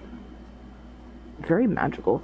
I got Arrow 1.0 like, was like a day before my birthday or like a day after my birthday. It was like right around my birthday, so it was like perfect timing. And like traditionally my birthdays have not been really anything, not since I was like really young. And it was like the first thing that I ever like bought with my own money, like major purchase. I saved up a lot for my first job to commission my first Arrow suit. So getting it was like, it felt very satisfying, right? Like, I don't think I had like any sort of over-the-top reaction. I was just like, yes, finally. The lead up to like getting the suit was, oh my god, it's the most exciting thing in the world. But then when I got it, I'm just like, I did this. I got this boy. He's mine now. Very, very nice. Voice acting would be so fun.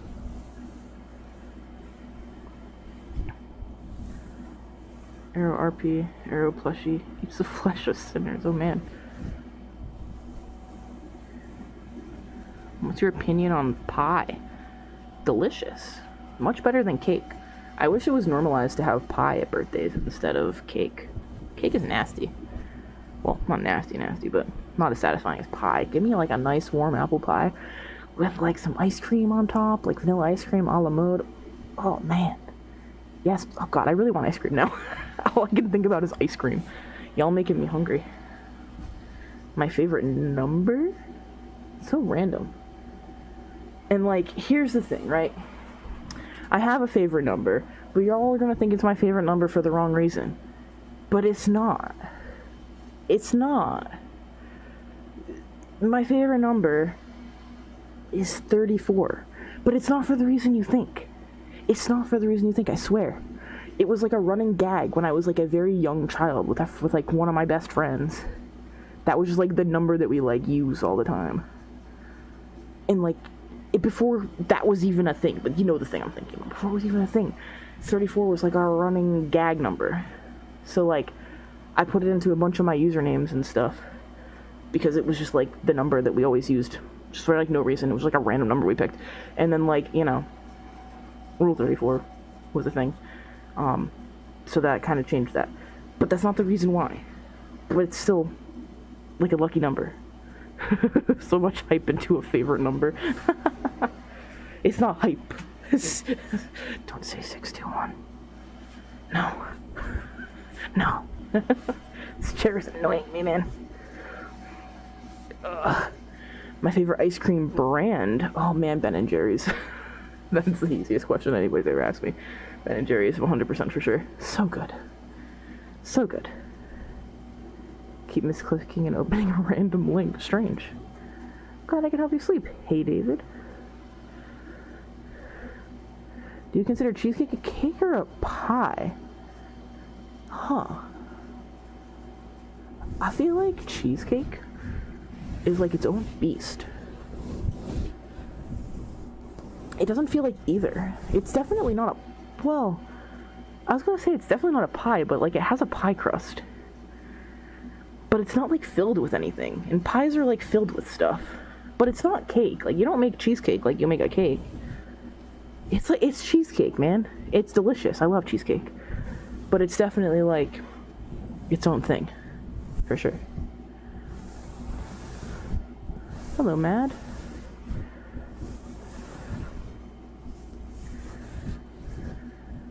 Mint chocolate chip ice cream is one of my favorite flavors. Mint chocolate chip milkshakes. Oh my god. I used to eat mint chocolate chip ice cream when I was a kid. And I would like suck out like the chocolate, like the little chocolate chunks, and I would sort them in my cheeks like a chipmunk. And then by the end of like the ice cream bowl, I would just have my cheeks filled with like chocolate chunks, and then I would just like eat them. It was very satisfying. Very satisfying. I did that for so long. I still do it sometimes.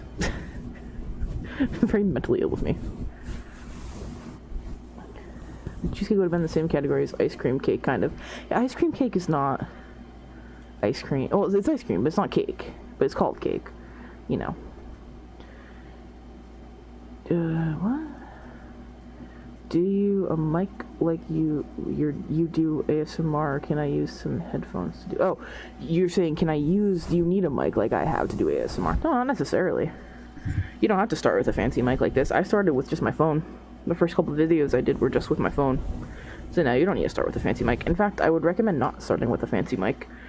And just like testing some stuff out with whatever equipment you have currently. Because you don't want to like invest into something and then decide you don't actually enjoy doing it. I do that too many times with hobbies. And that's why I didn't do that right away when I started doing ASMR.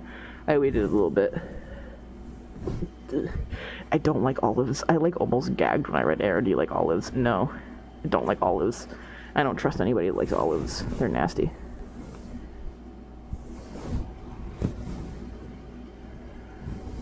There's a Mad Max video game, Grayson. My old roommate was really into it.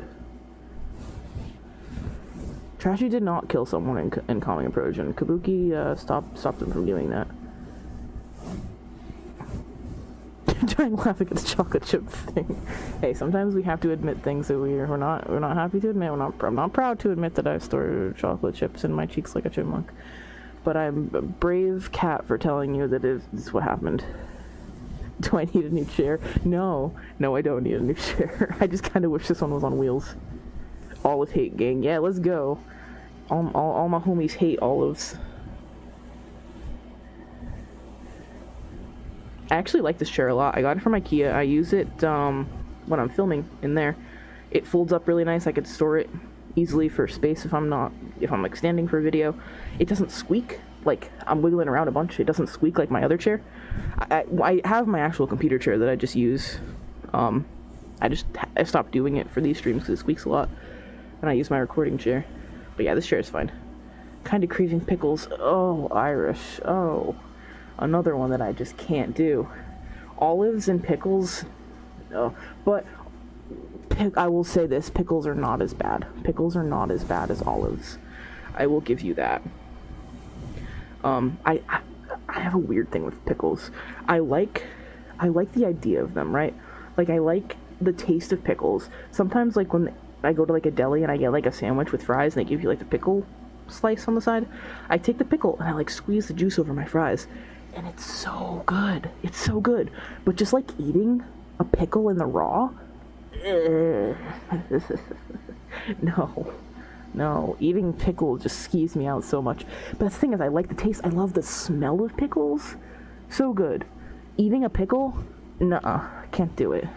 So that's one thing they have over olives. Olives are just nasty all around.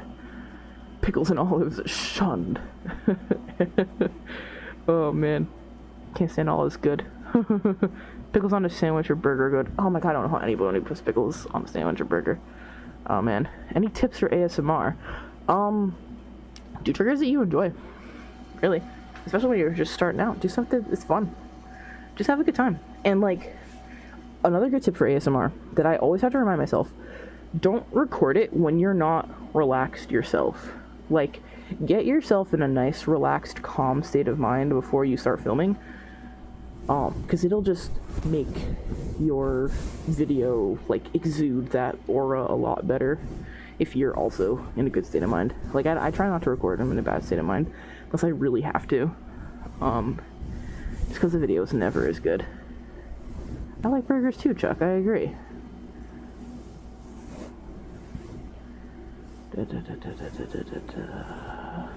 Oh no, IKEA. What's wrong with IKEA, Minty? My roommate works at IKEA. There's a chocolate bar in Canada, ironically called Aero. Oh, I've had those before. It's like an airy chocolate. Yeah, they're good. I agree. They are good. I've had those before. I am not in Canada though, but I've had them down here. Guess I'm not too far from Canada. That's probably why. Imagine a salad of just pickles and olives. Oh my god. But that is funny and reminds me of something that happened to my dad. A couple years ago. Where am I wholeness? A couple years ago. Not a couple years ago, it was a long time ago at this point. He was ordering from a pizza place. And he ordered a salad. And the salad at the pizza place, you know, came with, like, obviously lettuce, like tomatoes, and cucumbers, and onions, and carrots, all the works you would expect in a salad. So my dad calls, and he's like, hey, I want a salad. Salad, just onions. Don't want the other stuff, just want onions. When I tell you, he got the salad from the pizza place, it was a carry-out box of chopped onions and nothing else. These people gave this man a box of onions and called it a salad. They didn't even question it. Like, if you were confused on the phone, like, who would say that? Obviously, he wanted the lettuce. He wanted the parts that make up the salad, but just the onions. He didn't want the other stuff. A salad with just onions. It means you need the rest of the salad. You need the base of the salad. It's not a salad. It's a box of onions. I still laugh at that to this very day. I will never... I remind him of that sometimes. I'm like, hey, Dad, remember when you just got that box of onions? Oh, my lord. Oh. Yes, Nightly collab. I could use some cuddles. Onions are good, but not by themselves. Do you count onion rings as by themselves? Because those are good. But no, they're wrapped in stuff. Honestly, I could probably just eat raw onions, but my stomach will not like that. It is very funny, I agree. By the logic, a single slice of bread equals a sandwich. Yeah, exactly. Like, what? Just onions. Yep, just onions. Only onions. They listen to him way too well. The onion box. I took a picture of it, and I, like, put it on my old Tumblr, and it, like, got, like, decent, like, reach. Got, like, a couple, maybe, like, I don't know, a couple hundred notes or something. Reblogs. I was Tumblr famous. I actually had, like, a decent following on Tumblr for a while. I was a Korra blog, a Legend of Korra blog. I had, like, 2,000 followers. People giving out cuddles. I guess so. Take your cuddles. My favorite movie is Alien. Just like one of my favorite games is Alien Isolation. That's an easy one, too. I don't watch too many movies.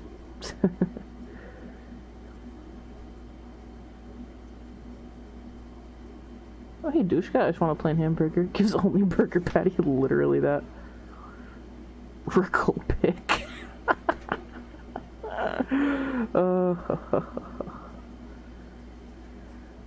Remember when Tumblr wasn't dead? Yeah.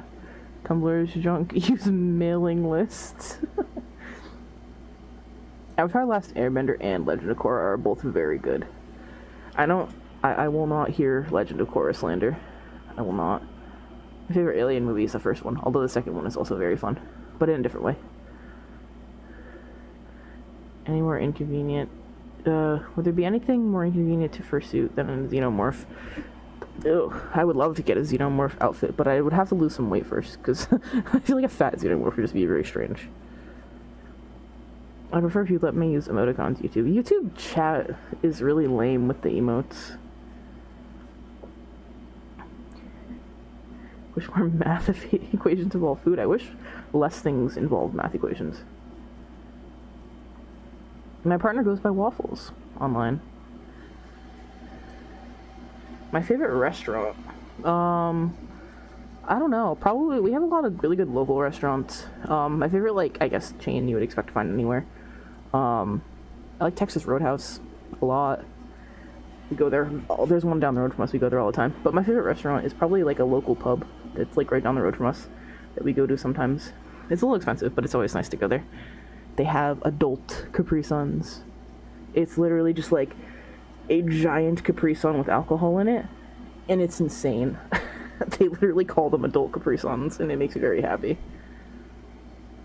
Avatar, in my opinion, was better. They're both very good in their own ways, and I think people that didn't like Korra at first should give it another chance, because I think it holds up very well. Texas Roadhouse, oh my god, Texas Roadhouse is so good! They got the best bread. The best bread. Exactly, the rolls are amazing. In the Walton Files, I have not. Well, I've got some Texas Roadhouse love in the chat. Let's go.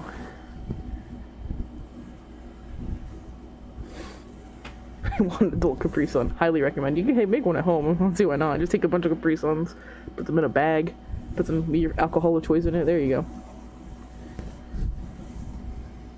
Jambalaya.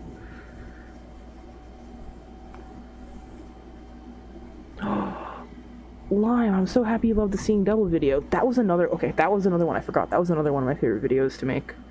Even though the filming process was a nightmare, because we filmed the entire video and then realized that the audio got shut off and we had to completely refilm the video again. We had like over an hour's worth of footage and none of it was usable. But it was fun. It was fun doing a video with somebody else. Char was very fun to be around. Char was the one that was in the other arrow. So that was a good time. Oh, night, Timmy. Thanks for coming by. I appreciate you coming by and chatting. America needs to open up so I can go see my partner. Oh, I hope you can get here soon. Car outside or motorcycle. Things are clearing up in most places of the U.S. So, I imagine it'll be opening up for travel soon.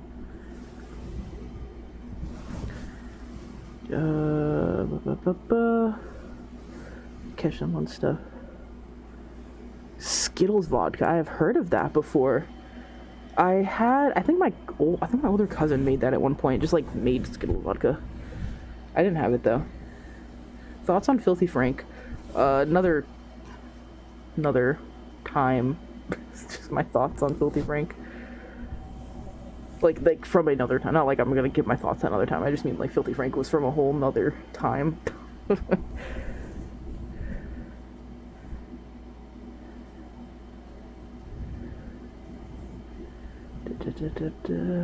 Outback's alright. Outback's gotten a lot better. Like, I didn't go to Outback for years because I remember having bad experiences there. But then I went with some friends, like, a little while back, and it wasn't that bad. A lot better than I remember, so I'm assuming they changed their menu up a bit. And the bread at Outback, I forgot, is so good. Oh, man. The brown bread? Another place with really good bread is Cheesecake Factory. Cheesecake Factory is so expensive, I've only been there, like, 2 or 3 times in my life, but their bread, oh my god, the brown bread is so good. I went there with my younger sister for the first time because she used to go all the time, and I like was taking her out for her birthday. I had never gone before, and she's like, let's go to Cheesecake Factory. I'm like, oh, okay, cool, I've never been there, we'll go to Cheesecake Factory. We literally, just the two of us, we got like an entree each, and that's it. And it was like over $100. And I was just like, what? What? Why would I take you? I'm never taking you here for your birthday again. You are picking somewhere else. But it was good though. Very, very good. Good food.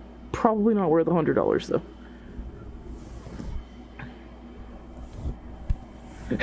Easy choice. Only one streamer will literally pay you. This is true. I have been. Sorry, this is like the only trigger I'm doing. I can do something else. I've just been trying to keep up with chat, and this is really easy to do. Later, Loam. Thanks for coming by. Texas Roadhouse has amazing rolls and sweet butter. Oh, yeah. I made the butter at home, and it's just not the same, even though it's like the exact same ingredients. Toblerones are alright. Not my favorite. If you could travel anywhere in the world, where would you go? So many choices, so many places I would love to go. I would like to, I've already been there, but I went as a kid, but I would love to go back to Ireland. I would love to go there and experience it as an adult and, like, have a better appreciation for it. Because I remember, like, enjoying the sights. It was beautiful, but I was so young. I was only, like, 8 when we went, so I don't have a good memory of it. And I'm, like, majority, I don't know, like, half Irish. So, you know, kinship. What is your favorite place that you went on vacation / to a convention? I'm gonna try to keep, again, adult years in mind. I haven't been on any, like, major vacation since I was a kid. The farthest I went for a convention was to Atlanta for Furry Weekend, Atlanta. That was really fun, and that was a really cool experience, because that was, like, the biggest trip that I've made, like, in my adult life, and I went with a bunch of friends, so that was very, very fun. And while we were there, we went to the Georgia Aquarium, which was really cool. Did a little bit of sightseeing. Had Waffle House for the first time. Waffle House is really good. It's so mediocre, but it's so satisfying. So that was a good time. But in general, I always love going to Boston for PAX. We go to PAX every year. That's always fun. Love Boston. Boston is such a cool city. It's like I don't know, cozier vibes than, like, New York City, or other bigger cities, for the most part. I guess because it's so, I don't know.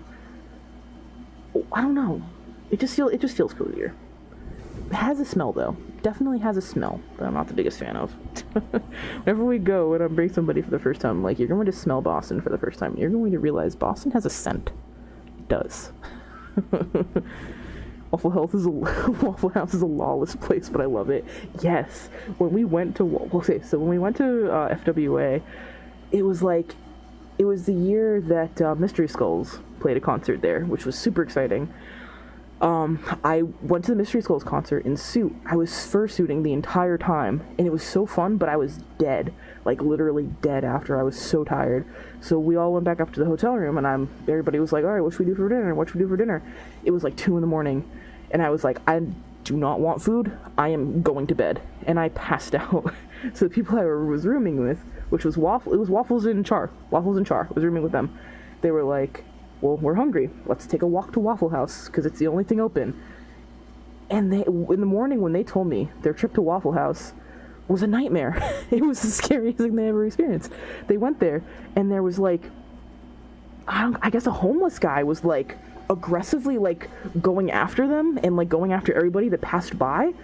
And, like, I guess there was a cop there that the homeless guy was, like, I don't know if he was, like, talking to him or something, but, like, according to them, the cop just kind of sat there and didn't really do anything, as this homeless guy was, like, yelling at everybody that was passing by, and, like, he was, like, threatening them as they were passing by, and they were like, we just want Waffle House, man. As they were leaving, Waffles, like, I'm pretty sure he gave him some leftovers, because he felt bad, but he was also just like, my life is getting threatened by this homeless man outside of Waffle House at 2 a.m, and nothing is being done about it. It's just such a strange story to hear recounted after I was just asleep. I was asleep for the whole thing, so this is just what they told me in the morning. And I was like, that is a very strange experience. words. Oh, I'm reading that you like the third Fred movie. I saw that, Chuck. I saw that. You can't get that slip past me. Thank you, badass Sydney. I'm glad I'm awesome. Sometimes I don't feel that, but I'm glad you think that. Thank you. I'm not exactly a Boston fur. I'm down in Connecticut, so I'm not really a Boston fur, but I do love Boston. I'm a New England fur. That's just the best way to phrase it. Yeah, that sounds like Waffle House. Yeah, it does. Came at an interesting time. You came during my Waffle House story. Not really my story, somebody else's Waffle House story that I was asleep for. Your secret's been leaked. Yes, it has.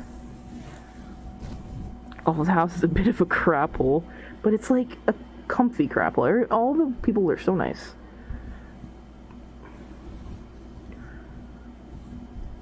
Favorite time of day / night minus sunrise.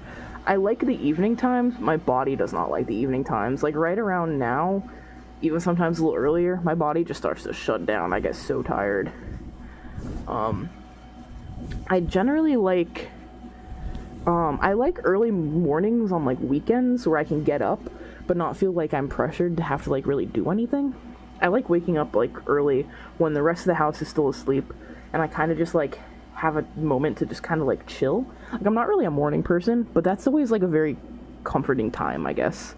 I usually get some cleaning in. Maybe I'll do some dishes or just do some cleaning in the morning, and cleaning relaxes me, so that's usually a nice time for me. Waffle House is a lens through which FEMA decides how bad the disaster is? What? What does that even mean? Connecticut's where your girlfriend lives. Oh, nice. I like Connecticut. Connecticut gets a bad rap, and for some obvious reasons. It's very expensive, and not, worth it. But I like the state in general. We got some good nature. We're very close to both Boston and New York, so there's a lot to do. That's one thing that I don't like people saying about Connecticut. They're like, oh, there's nothing to do. There is so much to do. There are so many other states where there's legit nothing to do. There is so much you can do in and around Connecticut. Like, be creative, man. There's plenty you can do. Bad rap. CT is a solid state. I agree. I just wish it was cheaper. We're considering moving out of it in a couple years. But that's basically just because it's so expensive. FEMA has a Waffle House index. What does that even mean? Look up Waffle House index. It's a legitimate disaster index. I'm gonna have to do that after stream. The hell? Favorite Pokemon game? Emerald. I said earlier, Gen 3 is my favorite, and I think Emerald to this day is still my favorite game. Favorite Pokemon game. And one of my favorite games. Another one of my favorite games is Wind Waker. I didn't say that earlier. I just somehow bypassed Zelda, went right to Alien. Early mornings are great, but I stay up way late to enjoy early mornings. It depends on what my sleep schedule is like. When I'm in these times, like the states where I like go to bed really early, and I'm waking up early, then I like the mornings more. Would you ever do in-person ASMR sessions as a commission? Like in person? Maybe not as a commission, but I think it was actually TheRedHare or somebody in my server mentioned that they had seen like live ASMR that was done at a convention. I assume not a furry convention, but like if a convention ever allowed me to do like live ASMR, that would be so cool. Like he said that like all like the people had like headphones on that were like tapped in to like the person that was doing ASMR on stage. And I'm like, that would be such a cool thing to do. Or even just experience. Like, even if I wasn't the one doing it, just experiencing it would be really, really cool. I think that'd be super, super cool. But I don't think a convention would ever let me do that. It would be a cool thought, though. Do you like to drink coffee or tea? I like to drink both, but I do drink coffee more. Pennsylvania, there's nothing here. I've been to Pennsylvania before. I like it a lot. Some very, very pretty scenery. Pennsylvania is a state we're considering moving to because it's cheaper. I guess it depends on where you're at. If you're closer to either Philly or Pittsburgh, I'd say there's probably more to do. I never actually had kombucha. Hey, Cherry. Well, thank you for popping by. I understand if you can't stay. What's your favorite shiny Pokemon color? Mine's Sandslash. Ooh, I love shiny Ninetales. I think Shiny Ninetales will forever be one of my favorites. Shiny Alolan Ninetales, too. Oh my god, spent so much time shiny hunting for that, and I got it. I eventually got one. My Sona is a cat. Burp, burp, burp, burp, burp. Streets here paved with bullet casings, but still better than Tennessee. I think I missed what state you're in, but I'm sure it is better than Tennessee. Go to Arizona and ask the odd ones out if he surely is a furry. I don't think I'd want to move to Arizona. My old roommate just recently moved to Arizona, and he likes it a lot, but it's not for me. I couldn't live in a desert. Couldn't do it. Could not do it. I've only watched the first, 2 episodes of Beastars. I was watching it with my roommate, and then we just stopped. I should probably actually finish that at some point. Because I liked it. Last time I went to a con, it was super awkward, just sitting in the corner doing nothing. I've had that experience at cons before. I've definitely had that experience at cons before. I feel like every convention, there's usually at least some time frame where you're just kind of sitting around doing nothing. Just gotta kind of make the most of it in those situations. Better be beds because you put me to sleep so easily. Yeah, we'd have to make a whole convention room out of beds. I'll just do live ASMR out of my next room.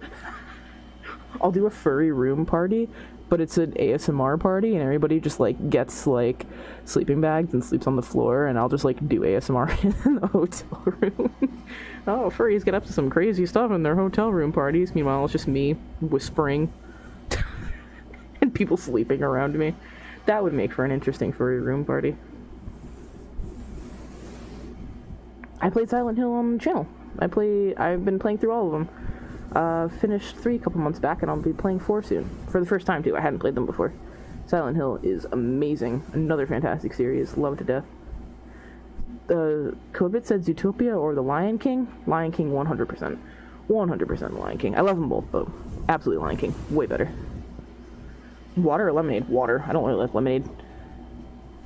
Enjoying your viz. Just signed a few days ago. Thanks for your service. No problem. How do you say your name?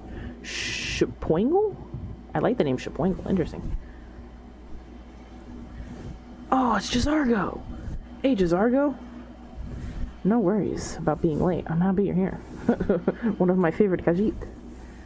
Thing, if you ever come to Chicago, you have to try, what are they, Lumonati's? Central Chicago style pizza. I would love to. Would definitely love to.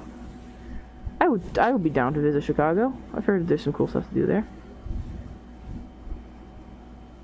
I'd love to attend one of those parties. I'm glad somebody would. Went to a gaming convention, heard lots of people hating on furries, was generally... Really?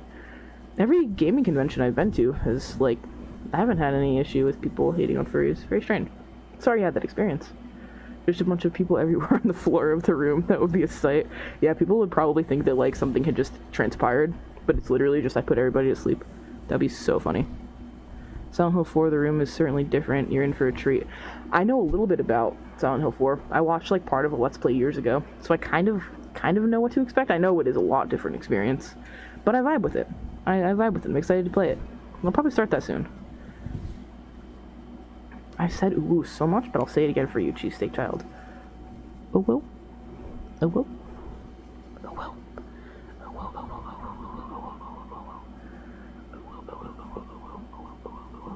There you go. I said it. Should start watching Futurama again. The show's good. I've never watched Futurama. Do you like cheese? Yes. Cheese doesn't like me. Dairy in general doesn't like me. But I love it. It's hard to go like the Khajiit trader. What was their name? Their name was Jaraja. Jaraja will be in more videos, Jazargo. Can we wait till 3 a.m.? This is also the perfect time to go see Eric. Bye, Thatcher. Thanks for coming by. Thanks for chatting. It was fun having you. Popping in to say thanks for all the good nights of sleep. Here's to many more. Yes, many more indeed. Milkman Greg, many more nights of sleep. I agree. Here's to more. Oh yeah, paper roll. I could do that. I'm assuming you meant... I brought that to do. I'll switch to something different. I'm assuming you meant this. Because I can definitely do this. Let's go. You like cheese. Absolutely. I love me some cheese. I definitely want to attend that room party. I would like to host that room party. I've never hosted a room party before, but I would certainly host an ASMR furry room party. The more I think about it, the more I legitimately want to do it. Not gonna lie. Is Char here? Somebody said hey Char, but where's Char? Am I blind? Oh, there he is. What's up? He's a good boy. You're the best boy. I was talking about you earlier. I was talking about you. I was telling them about your Waffle House adventure with waffles. Back at FWA. I probably screwed it up. Since I wasn't there. Me, I'm here. You are. You are here.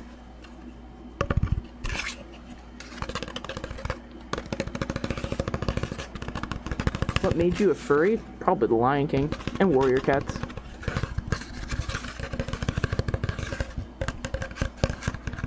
Jazargo enjoys popular affirmation technique called the good boy.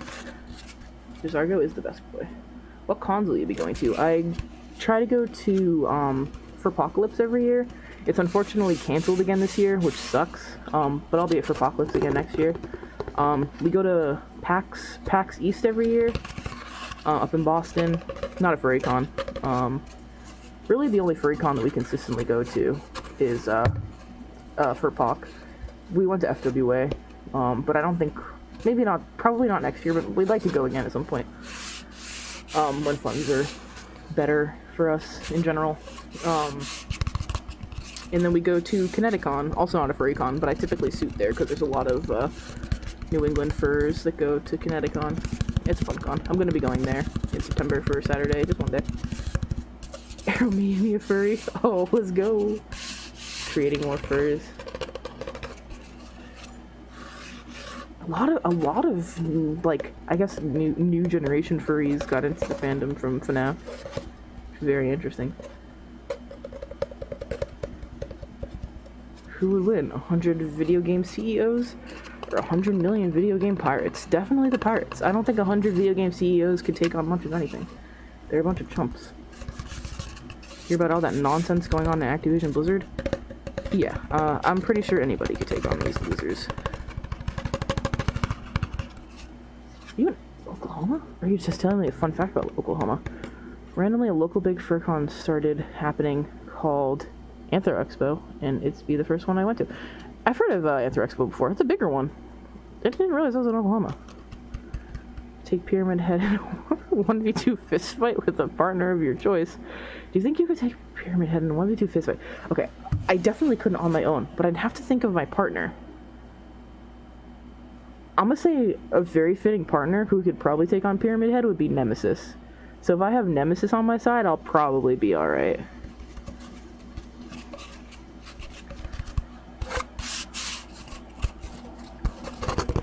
ASMR Dog is another great furry ASMR artist. Here, let's throw this in my... Well, actually, I'm gonna sip water first, and I'm gonna throw this in my mouth hole.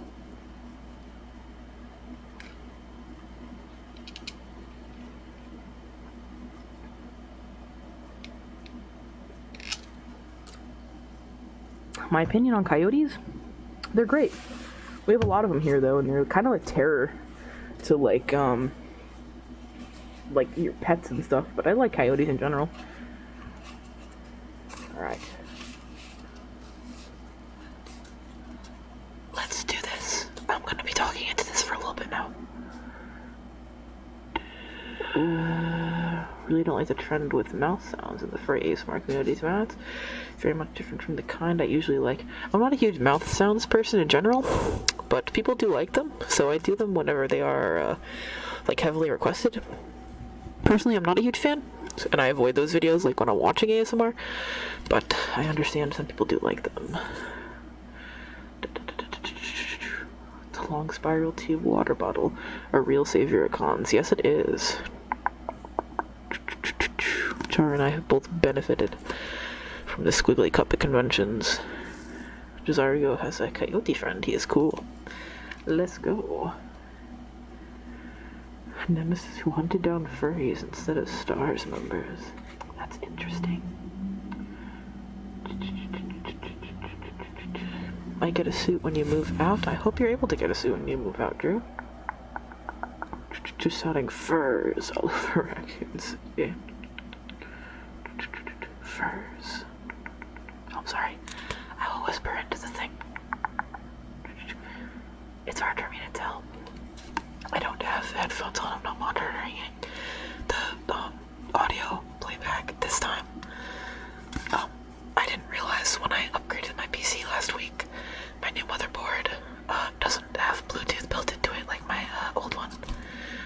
So I have to get a Bluetooth card or something.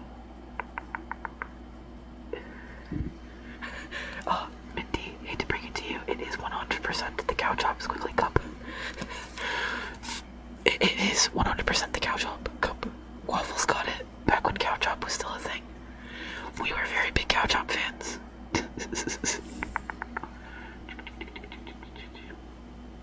Thanks for coming, Badass Sydney. I will try my best.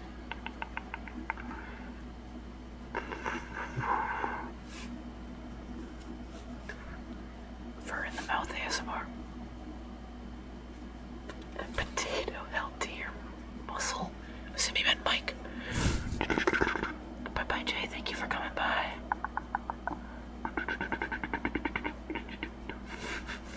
Oh no. We fell off of Cow Chop, like, as they, whenever they left the house. Hold on. There's a lot of fur in my mouth.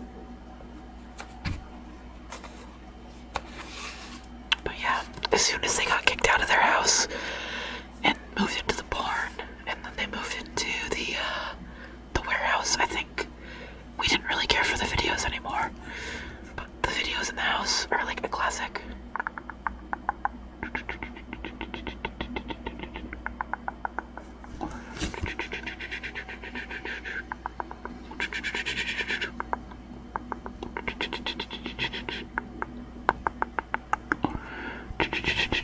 Not using Bluetooth is an option.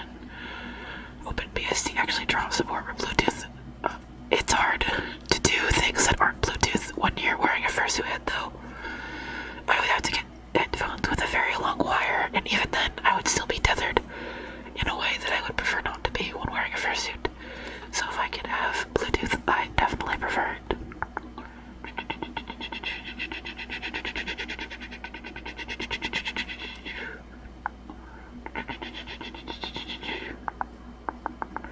I commissioned my suit. The audio is flipped. It shouldn't be flipped. The video should be flipped. The audio should be fine. If it's flipped, I apologize, but it shouldn't be. Yeah, they're saying the audio is not flipped. Maybe your headphones are flipped.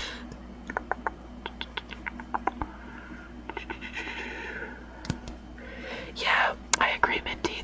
That's why we kind of stopped watching them. They kind of lost the, like, spontaneous, like, nonsense factor that they had in the beginning. It just kind of got a little bit boring for us. We loved, like, the spontaneity and just, like, the random bullshit aspect. And I mean, they still kind of had that, but by the end it felt kind of forced. Okay, I'm glad the audio is good. I was gonna say, if it's been flipped the whole time, I'm gonna be very upset.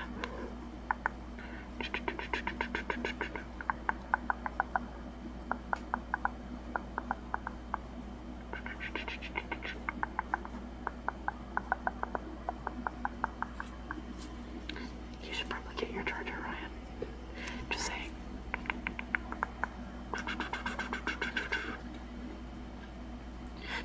Your earbuds were flipped. Okay. I'm sorry about that, but I'm glad that it's on the audio. I would be very sad. I'll probably just be live for like another like maybe half hour or so, and then I'll probably pop off for the night. It's getting a little bit late here.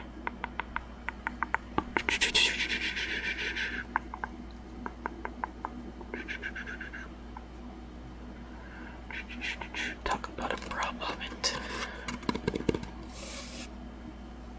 Take that out for a little bit. And I'm gonna get another brush.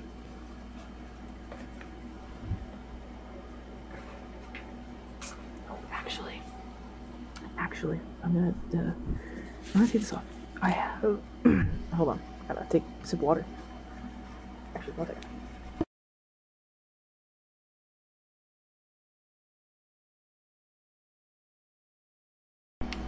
I needed to cough. I got fur in my throat.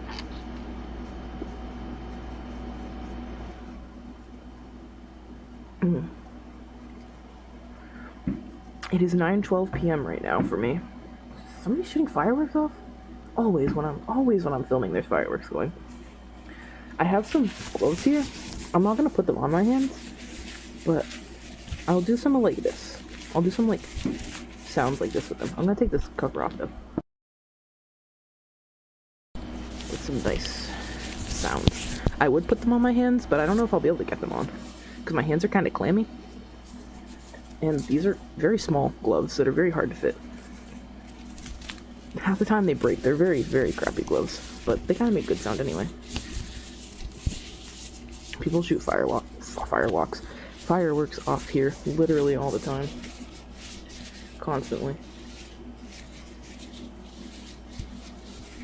Yeah, the windows are closed, so the fireworks sounds are not as loud. And I actually put some noise filters on Streamlabs, so they shouldn't shouldn't get too loud. Still kind of annoying. They're celebrating the 1-year channel anniversary. Yes, there you go. Exactly. You're right.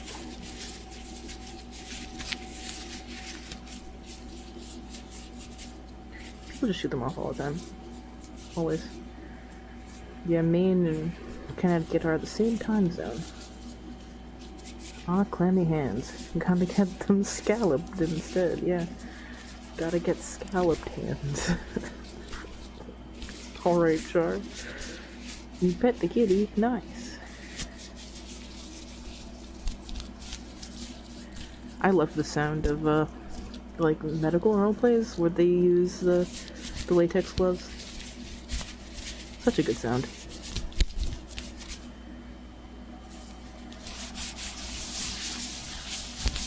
So satisfying.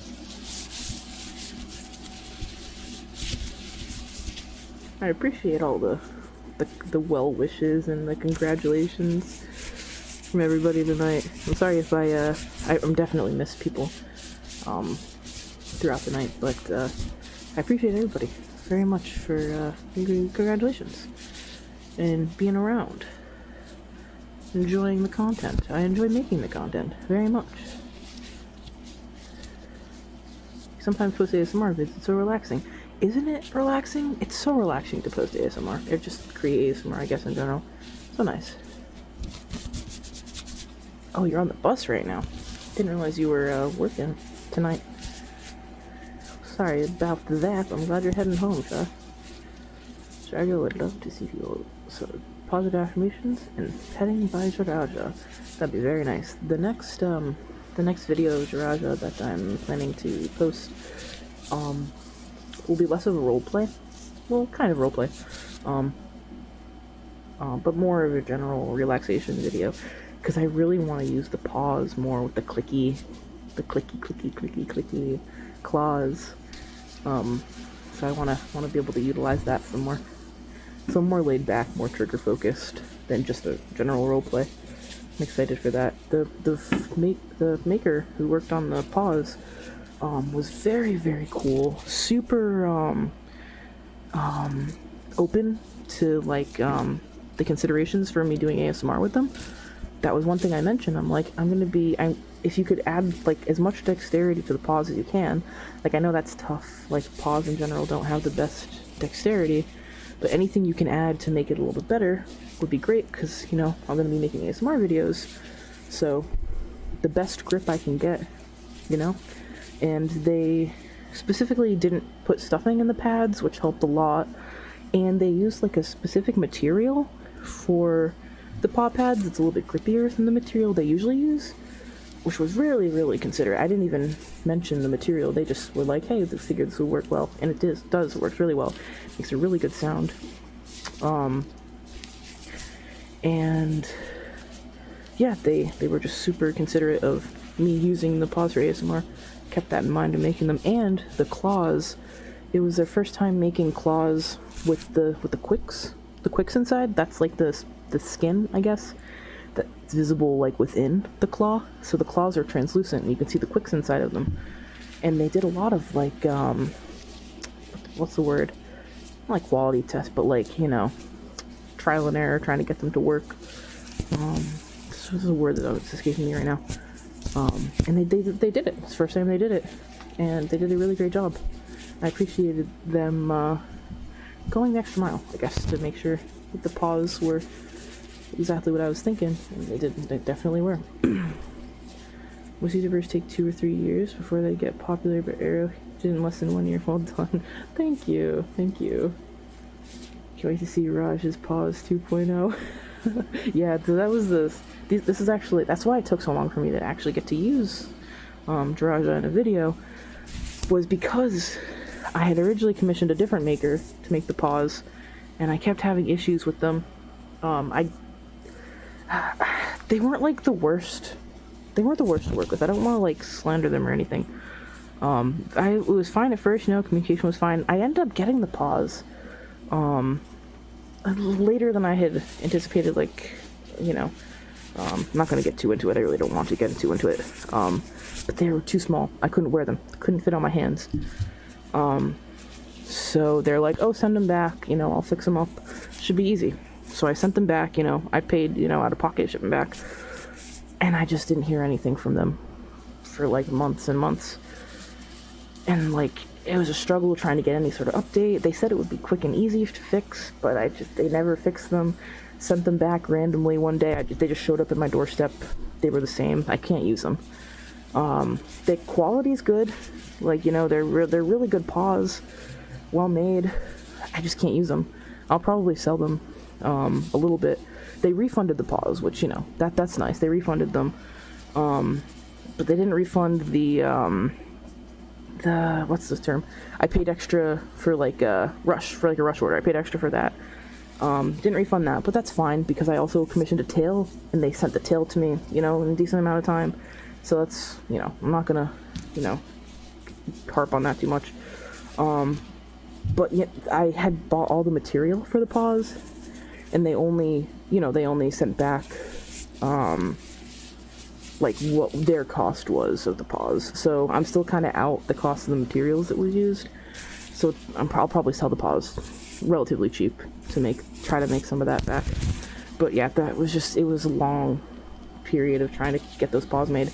And then I eventually found this other maker that made the paws, like my current paws that I used for Jiraja on that video. Fantastic to work with. Starkane Arts was the maker that made the current paws that I have. Fantastic. I didn't know that they existed, or else I would have commissioned them in the first place. But I have nothing but high praise for them. Fantastic experience all around. But yeah, just kind of a shame. I wanted to be able to use Jiraja a lot sooner than I did. I wanted to have his paws when I had the video with him. I didn't want him to just be the head. I wanted the whole shebang. So I'm glad I waited in that sense. I've had the head for like a year, you know? I wanted to be able to use him a while ago. Just was not able to, unfortunately. Be getting a suit as soon as he has the coin. Are you gonna get a Jizargo suit? Because that would be very bomb. Notification is rubbing up against the mic. I did that in a video. Did that in my purring video. Furries get too much hate in the end, we're all human. I agree wholeheartedly. Can second the yeah. Char tried to even fit into the first set of paws that I got and couldn't fit into them. My roommate has really small hands. He could hardly fit into them. It was rough.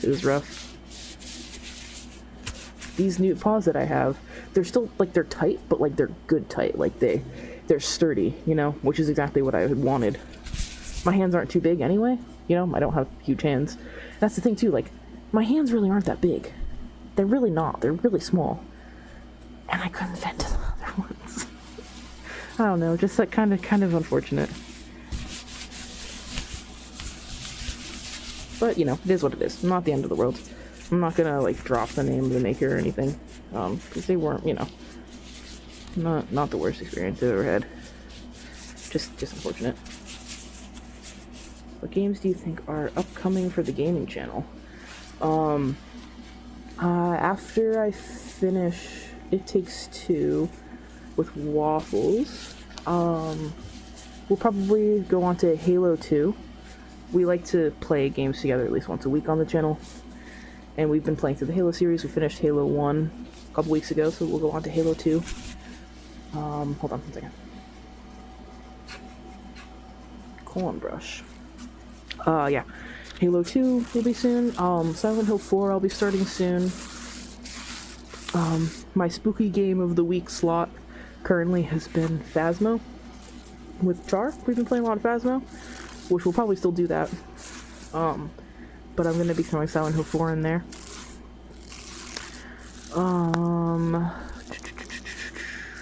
Did you finish Biomutant yet? No. No, I have not finished Biomutant. I definitely should have by now. But I have not. I really, lately, have only been playing it on stream. And I kind of took a break from it. I'll probably keep it on break for a little while. Hop back into it in a little bit. Just have been in the mood for other things. Oh, I'll probably do another Pokemon stream soon. I'm vibing playing another Nuzlocke with viewers, which was very fun the first time. I'll probably do a different game of that. If anybody has any suggestions for what games you'd like me to Nuzlocke, let me know. Just like straight, like regular games in the franchise. Like, I don't want to do any mods or fan-made games. Just classic Pokemon games to Nuzlocke. I don't think I'll play Red Dead on stream. I don't really like playing super intensive, like, story games like that on stream. Like, long-winded, open-world story games. Like, Biomutant's a little bit different because it's a little less serious. It's kind of goofy. But story games like that, I like to get, like, immersed in and get really invested in. So, like, I like to play it on my own time and be able to, like, get that immersion. It's something I might play on stream after I've played through it myself, you know.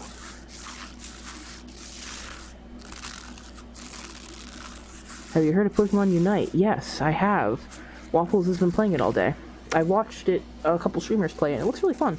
I'm really not into MOBAs, personally, but it looks fun for a MOBA. And I've actually heard people say good things about it, so I'll probably give it a shot.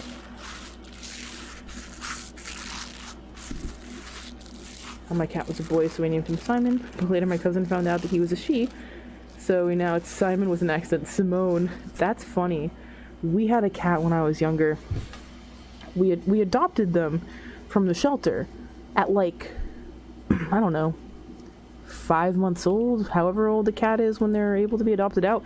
So, like, this cat was older, and the adoption center was like, oh yeah, he's a boy, you know, he's a boy. We get the cat.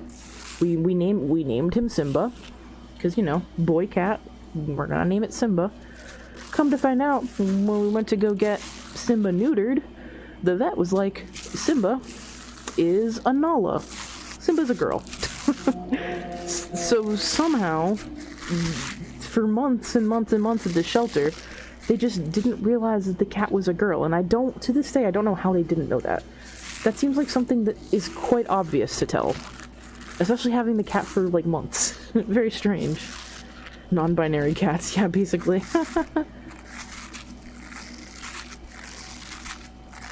My day has been pretty good so far.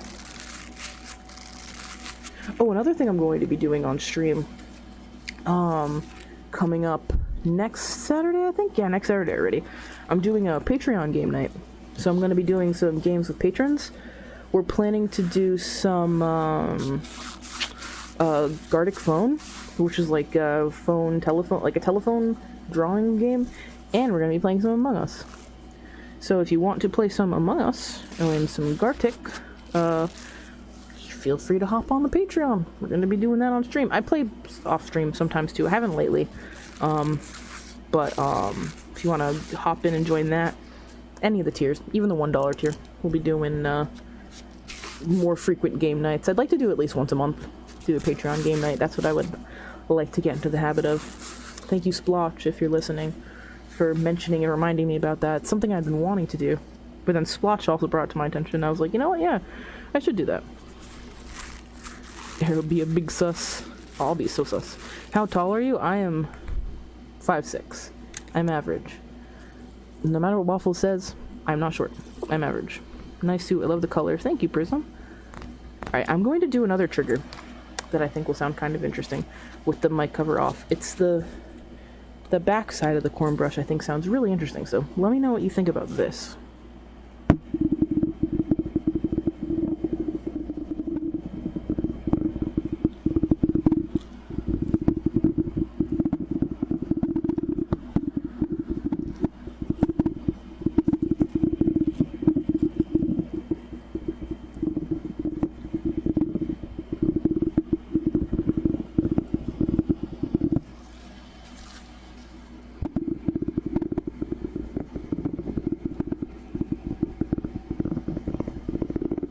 It's interesting, right?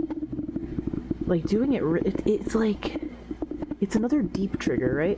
It's another, like, thicky trigger.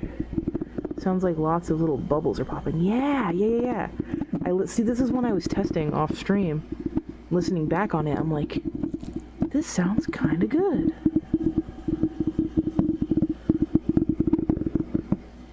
Almost sounds like something in a pipe. Yeah, like you're like kind of jingling something around. I like it. It's because it's like rigid on the back, you know? So it bumps over the ridges on the mic.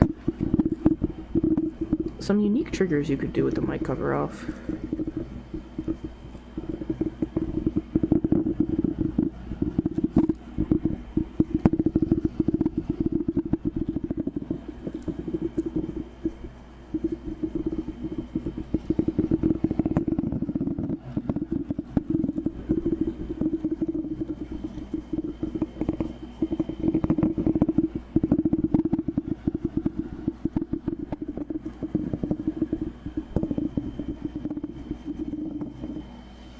I found this corn brush at Christmas tree shop, but I imagine you could probably find it's just like a vegetable brush, so you could find something similar at like your grocery store. But the only other place I found this specific corn brush was at the Christmas tree shop.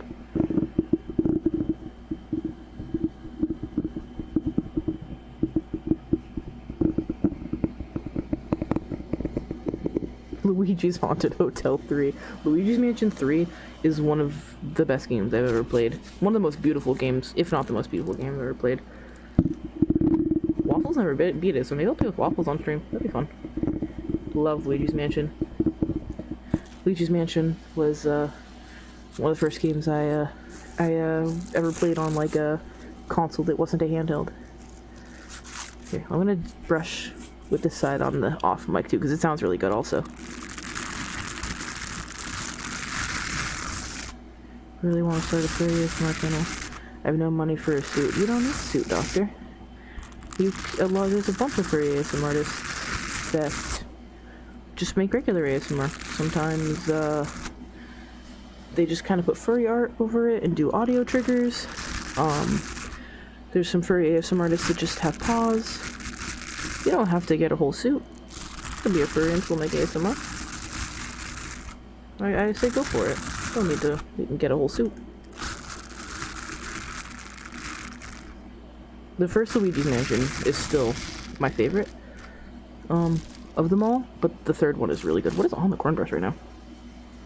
Oh, fur. It scared me. I'm like, what is this red thing on the corn brush? It was my fur, goofy. First video game I ever played was Minecraft. What about anyone else? The first video game, that's a tough one, because I played video games before I, like, had my own console. The first video game I ever played was my cousin's copy of Pokemon Red or Blue? Or maybe it might have been Gold or Silver. I don't remember exactly what it was, because I was so young. But it was a Pokemon game on my cousin's Game Boy Color. But the first game that I, like, had of my own, it was a Game Boy Advance with a copy of a Scooby-Doo game for the Game Boy Color. So I got a Game Boy Advance for Christmas, and then the Scooby-Doo game, That was the first game I ever played of my own.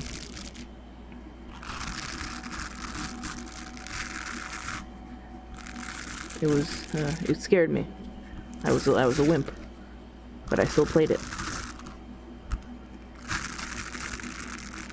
What's on the brush? Blood. That's what I thought it was, Jacob. I saw it, and I'm like, is there blood on my porn brush? Like, what happened? No, I just for. Dark Moon was fun. It gets a lot of hate. It's a lot different than the first game, but it's fun. In my thumbnail, you saw the BB. Yes. TheRedHare. I basically gave him no guidance for the thumbnail. I was just like, you know, something celebratory. Do some, like, balloons. Have, like an anniversary theme, you know. And he just went off with all the channel references. It literally almost... I was, like, tearing up when I saw it, because I was, like, going through looking at everything and, like, flashing back. He even put some stuff in there that I didn't even, like, catch. There was probably, like, 20 or so references in just that one picture. Like, little details that I didn't even notice, like, the outfit that Kabuki has on in the thumbnail is the outfit that I was wearing in the first video that I ever posted on the channel. I'm like, holy crap, dude. You are so thoughtful, so thorough. Truly, truly one of the coolest pieces of art that I've ever seen.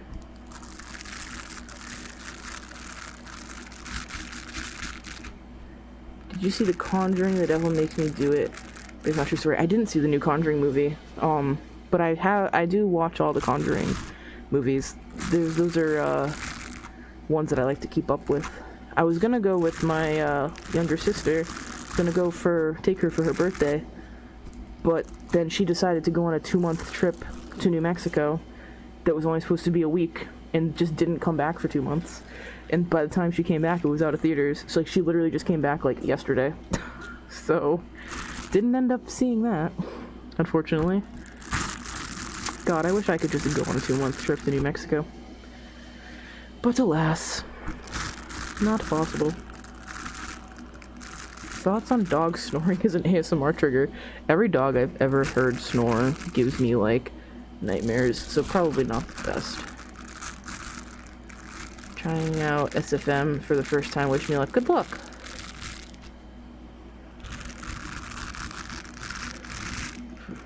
I have a real Annabelle doll back in 1970. Like the classic, like Raggedy Ann Annabelle. Not the creepy, spooky one. I think it would have been spookier if it was like classic, cutesy, like Raggedy Ann. Arrowheart lore. Yeah, this is a lore stream. You're learning about my lore. It was New Mexico, not Mexico. Bye-bye, Jazargo. Thank you for coming by. You are one of my favorite Khajiit. It was nice to have you in my chat. Enjoy some skooma for me.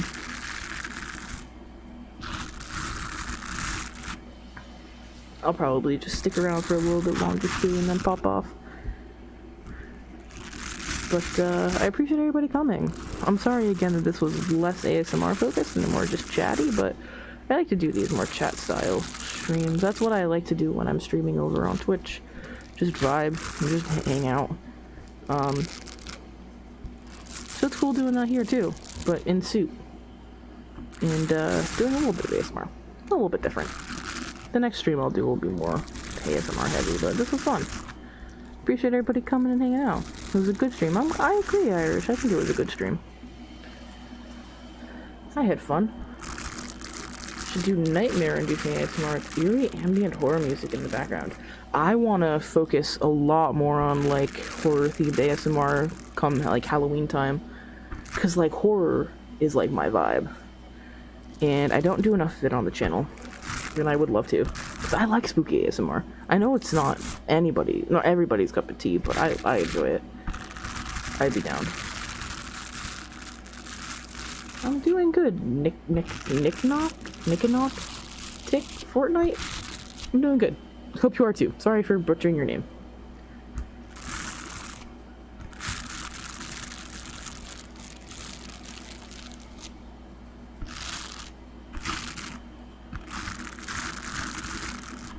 I'm glad you liked the Khajiit video. It was super fun. Something I've been really excited to do.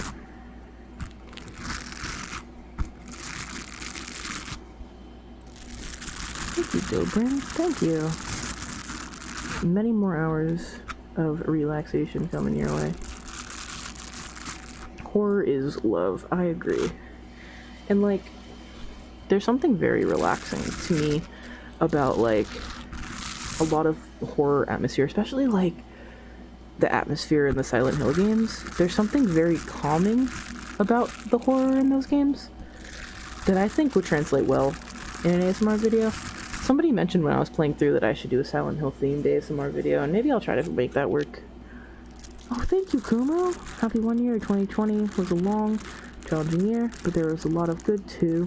Finding your channel was definitely good. Making my channel was an amazing thing that came out of 2020. 2020 was very rough, but I think it kind of gave me some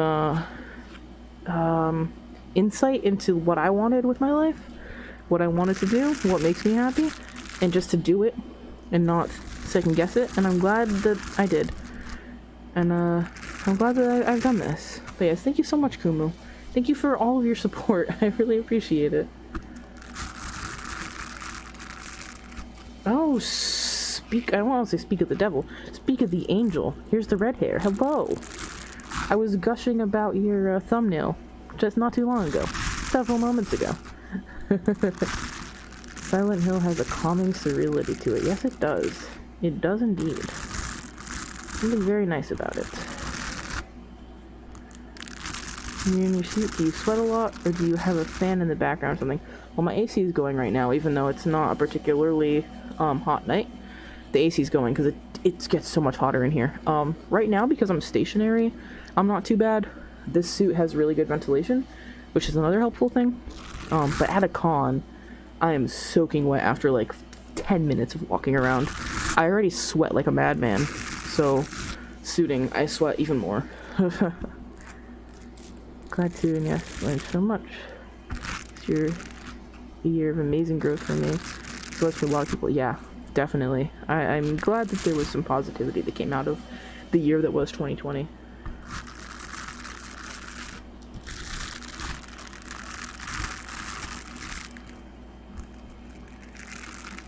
First watch, I didn't think I'd be a furry. Just I like furry YouTubers, so I got past the woojin.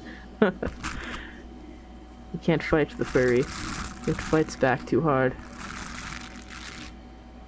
Resident Evil is for gameplay, Silent Hill is for story atmosphere. Yes, indeed. I agree. I don't think I could I mean, I probably could do a Resident Evil themed video. But with Silent Hill, it's so natural, right? So natural just in general, like the blood of the franchise is naturally kind of calming. Had to make it work a bit with Resident Evil. Resident Evil's too goofy. Then the best live stream. I'm glad, Codebit. I'm glad you're enjoying. Once you've seen a furry, you are a furry. I mean, how can you resist the joy of just like hanging out in an animal costume? It's very satisfying, I think. Like, I don't know. It's just fun. Like, look, I'm just a cat in a I'm just a cat. And nobody questions it. You're just in a fandom of other people that are dressed up as cats. And you're like, you look at that and you're like, that's my cat. Like, look, I'm seeing that man on the screen. That's my cat. That's me, and I'm that cat. And it's I don't know. It's fun. One of us. One of us.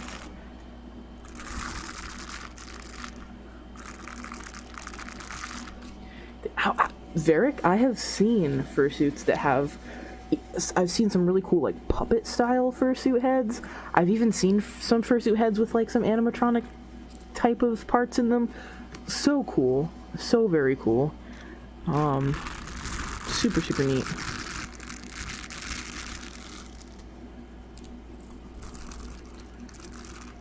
Wait, does that mean I'm a furry? That's up to you. I mean, you don't have to call yourself a furry. That is a self-identifying term that you may or may not want to use.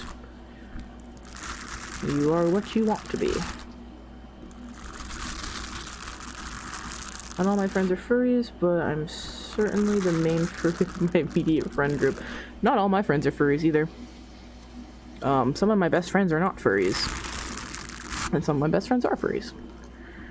I mean, Waffles isn't even a furry. My partner isn't even a furry. He's like come around to it a lot and goes like to conventions and stuff, and we're in the process of making him a fursona, but he's not a furry. He doesn't call himself a furry. My current roommate here is not a furry. My old roommate was a furry, and then Char upstairs, my housemate, is a furry. You mix and match. Although my roommate's furry adjacent, he's a cat boy. Same difference.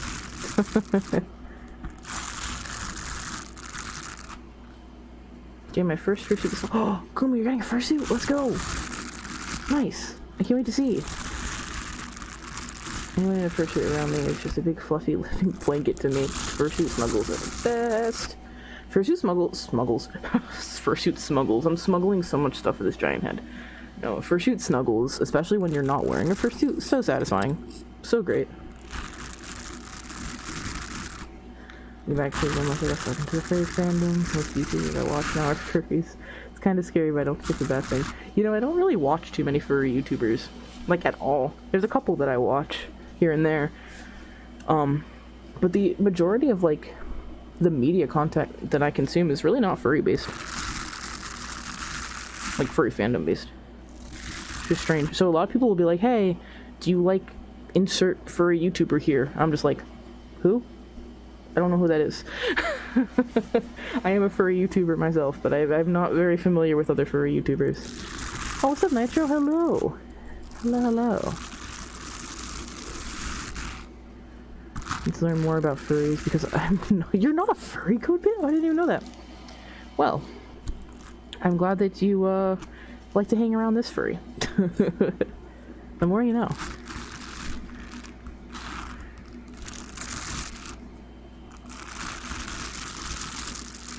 Oh, sorry, why was building a new ceiling? Building your ceiling? Oh, I built my attic with my dad. Which was technically building a ceiling, because the walls are the ceiling. Then I went to a bike ride to cool off, and I come back to this. Congrats on 1 year. Thank you. Turtle's a great idea for this one, I guess. Boyfriend isn't a furry. Oh, you're a furry turtle. Ferris, I didn't know you had a boyfriend. I don't know if that's a new thing. If that's a new thing, congratulations. If I missed that, I apologize, but congratulations. If it's not, and it's been a thing, and I just wasn't aware, I'm sorry. My brain is small. But I feel like that's a new thing. I could be wrong, though.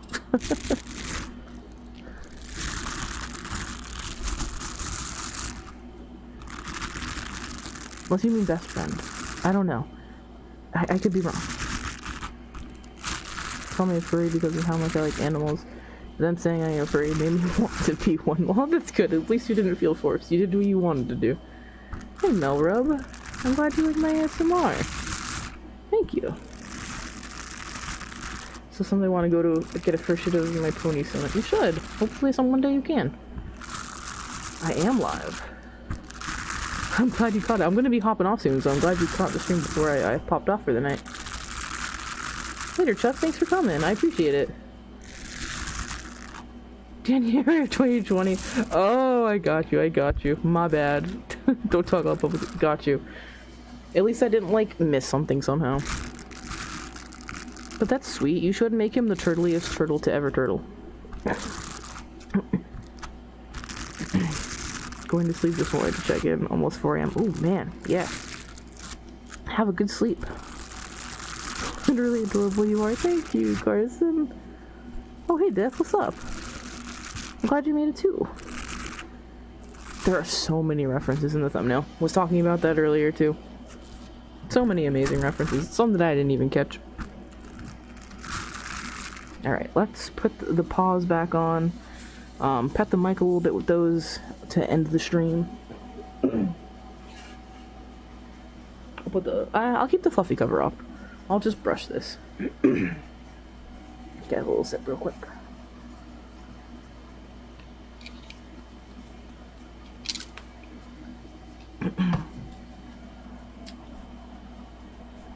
Which paws? That's the wrong paw. That's his paw. I grabbed the mic cover and not the paw. Alright. Drawbacks of purchase are always found. Oh, advantage of purchase. It would be cool. I hope it's. Oh, that was probably loud. I'm sorry. Didn't even realize the whiskers caught on there. I hope someday you have some fun. This is just get a fursuit that you don't have to worry about it being a drawback.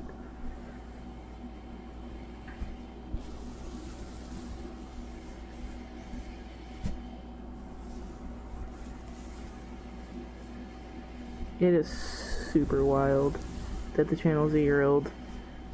I remember back to my state of mind when I was filming that first video. Like literally, I filmed that video on my bed with like a tray table, propping my phone up on like a plushie. I think it was like plopped up on a plushie, awkwardly at an awkward angle facing me. I didn't even know what I was gonna do. I just grabbed a couple random things. I'm like, I'll make triggers. I'll make triggers out of this. And then I did it, and I'm like, I guess I can upload this. Like, why not? And then I made a channel, and I uploaded it. And, like, now I've made that 44 of those, but now I'm in, like, a studio that I built. Like, I just have, like, a studio over here in my closet. Like, I literally was making them on my... I was making an ASMR video on my bed a year ago, and now I have, like, an entire studio space. Like, how does that even happen? I don't understand. Twiggers, don't make fun of me, Nitro. Don't make fun of me, I said Twiggers accidentally. I said Twiggers accidentally, I didn't mean to. Oh, furries get a bad rep because of less than 1% of the community. Furries, like, I can understand people having reservations.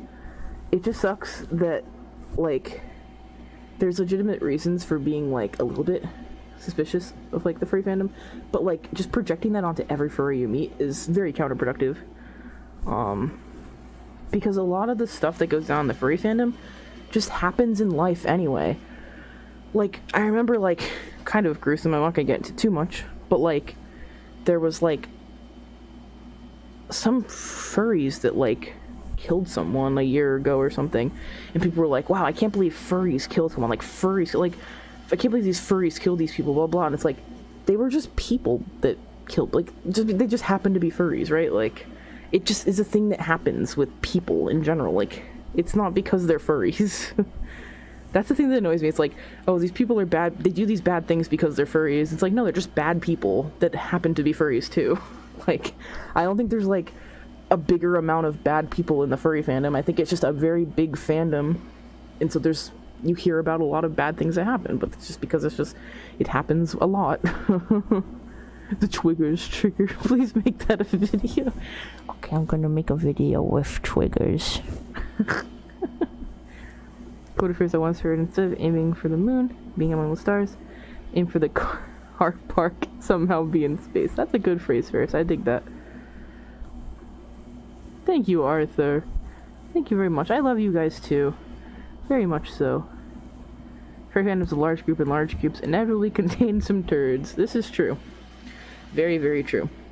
There are very valid complaints about the furry fandom that certainly should be, and I feel like nowadays are being addressed, and, like, brushing those under the rug I don't think is right, and I'm glad that people are talking about it and bringing it to light to, like, you know, make a positive effort to, you know, help make the fandom a better place in general. But it's just like when outsiders are saying that all furries are these horrible people, that's when I'm just like, okay, this is, no, not helpful. Furry fandom has its problems, 100% certain. But not all furries are these horrible, nasty people. Brushing with the other side of my paws this time. Thank you, Mel. After the stream, are you going to eat some cake? You know what, I should. I'm definitely gonna eat some dinner. I'm pretty hungry. It was a good furry. I try. I always have this fear, and I think it's just, like, my general anxiety, and also, like, imposter syndrome, I guess is the best way to put it. And just, like, living in the climate of, like, constantly seeing people that, like, I trusted or I thought was good people, like, turning out to be bad people, and, like, get, like, I don't know, I don't mean it's in that way, but, like, you know, getting canceled on, like, Twitter and stuff. A lot of the time it's very valid, and they should be. But just, like, seeing that happen so frequently, like, wears on you. And then, like, you start to worry, and you're like, is that going to happen to me? Are people going to, like, start hating me? Have I done something wrong? At least in my head, right? And I, like, go back and I think about, like, everything. I'm like, did I do anything, like, wrong? Did I do anything bad? Did I do anything that could have hurt somebody? Did I do anything that could have, like, been damaging to people? And, like, realistically, I don't think I did. And if I did, you know, it's something, hopefully, that I don't imagine I did anything horrible that couldn't be, like, you know, atoned for. I can't think of, I hope not. But, it's just a fear, I guess. I don't like when people are mad at me. And I try to be a good person. And I think that's the real thing, is, like, a fear of not being a good person and a fear of, like, failing as a person. I'm, like, very, like, conscious of that.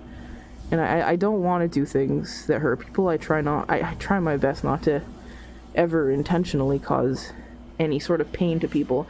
And, you know, I've made mistakes. Everybody's made mistakes, and, like, I'll continue to make mistakes. Everybody will. But I you know, try my best to be a good person. I don't think that's too hard to. I don't think it's too hard to at least try. But there's always going to be that fear. It's like, I really don't want to screw up. And I've you know, try my best not to screw up. Especially, like, having people that actually, like, care about you, and, like, care about you, like, succeeding, like, seeing everybody in the chat being so nice and supportive. Like, I don't want to let anybody down, you know. That's the main thing, right? That's the thing. Pleasing everyone is very difficult, but not impossible. I don't know, I feel like it's impossible to please everyone.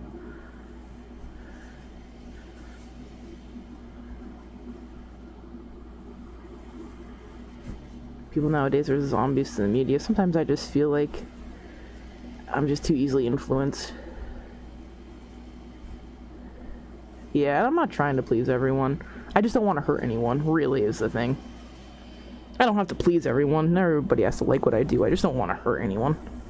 I think that makes sense. Bring the plushie. Everybody's like, bring the plushie. Bring the plushie. I don't want to bring the plushie just because he can be a little bit strange sometimes when I'm filming. I have to cut out a lot of parts because sometimes he bonks the mic in ways that, like, don't sound good, and I don't want to do that on live. I guess I could bring the plushie over, but I probably won't do too much ASMR with him. I'll bring him over in a second. You got the hate against you. Remember, the chat is here for you. Yeah, and I've never, the hate that I've received has just been from, like, trolls, you know. And that's to be expected, and that doesn't bother me. Like, the biggest hate that I've gotten, the hate that I've gotten that bothers me has been from, like, people that have, like, I guess, turned on me or turned against what I thought would be people that supported me. Like, people that, like, for example, there's been some people that didn't realize somehow that I was trans, and then when they find out that I'm trans, they, like, freak out, take it like it was a personal offense, and I've had people just go off on me.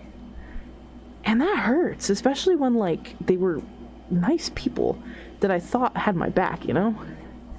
And then they just, like, turn on a dime just because of one thing that's always been a part of me anyway. They just maybe didn't know, or didn't know the extent of it, and it's just like, man.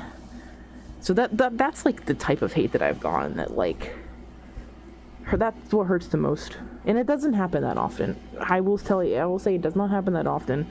Like, the majority, like 99.99999% of people are just very, very kind, and I very much appreciate that. And I'm not counting the random trolls in that. I just block them, move on. They don't bother me at all. They're funny. But yeah, the occasional time that happens is just annoying.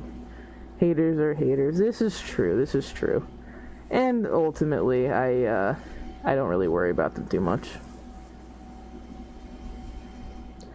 Here's gonna, hey, guys, gender, you know your gender pronouns when I first found your channel. I was like, it doesn't matter. Yeah, I mean, I don't expect everybody to know right off the bat. That's fine. It's when people find out and they're like weird about it. It's just like, okay, I don't need that.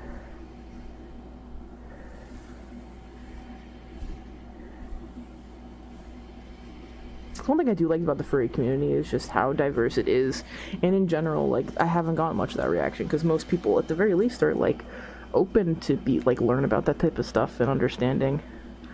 The furry fandom attracts a lot of unique people because we're a unique culture, and I feel very safe, you know, at conventions and around people that are furries, because like even if they're not, like, for example, not like a member of the LGBT community, they're usually going to be supportive and understanding because being in the fandom, you're exposed to a lot of that.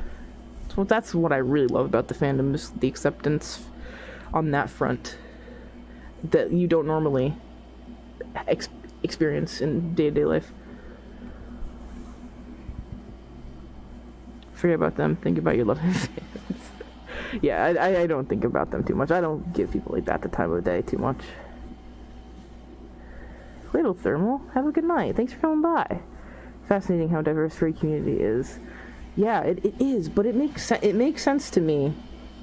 I've seen people, this isn't a unique observation to myself, but it's just like being able to, like, you know, put on a costume or have a fursona that like so accurately can so much more accurately represent how you're feeling inside that maybe your actual physical body doesn't really, you know, portray exactly how you'd like, is so freeing, and it's so normal in the furry community. That's what's expected. It's expected for people to like be showing more of their like true colors in the furry community, even if they don't even know it. Like, I made Arrow before I realized I was trans, and he's a male character, and I was able to experiment with myself through Arrow and learn a lot about myself through Arrow that, you know, is such a unique way to learn about yourself that you don't really get in many other places. Maybe like, you know, cosplay, which I did a lot of cosplay too. Role-playing too, like, you know, just role-playing in general. Dungeons and Dragons is another great way.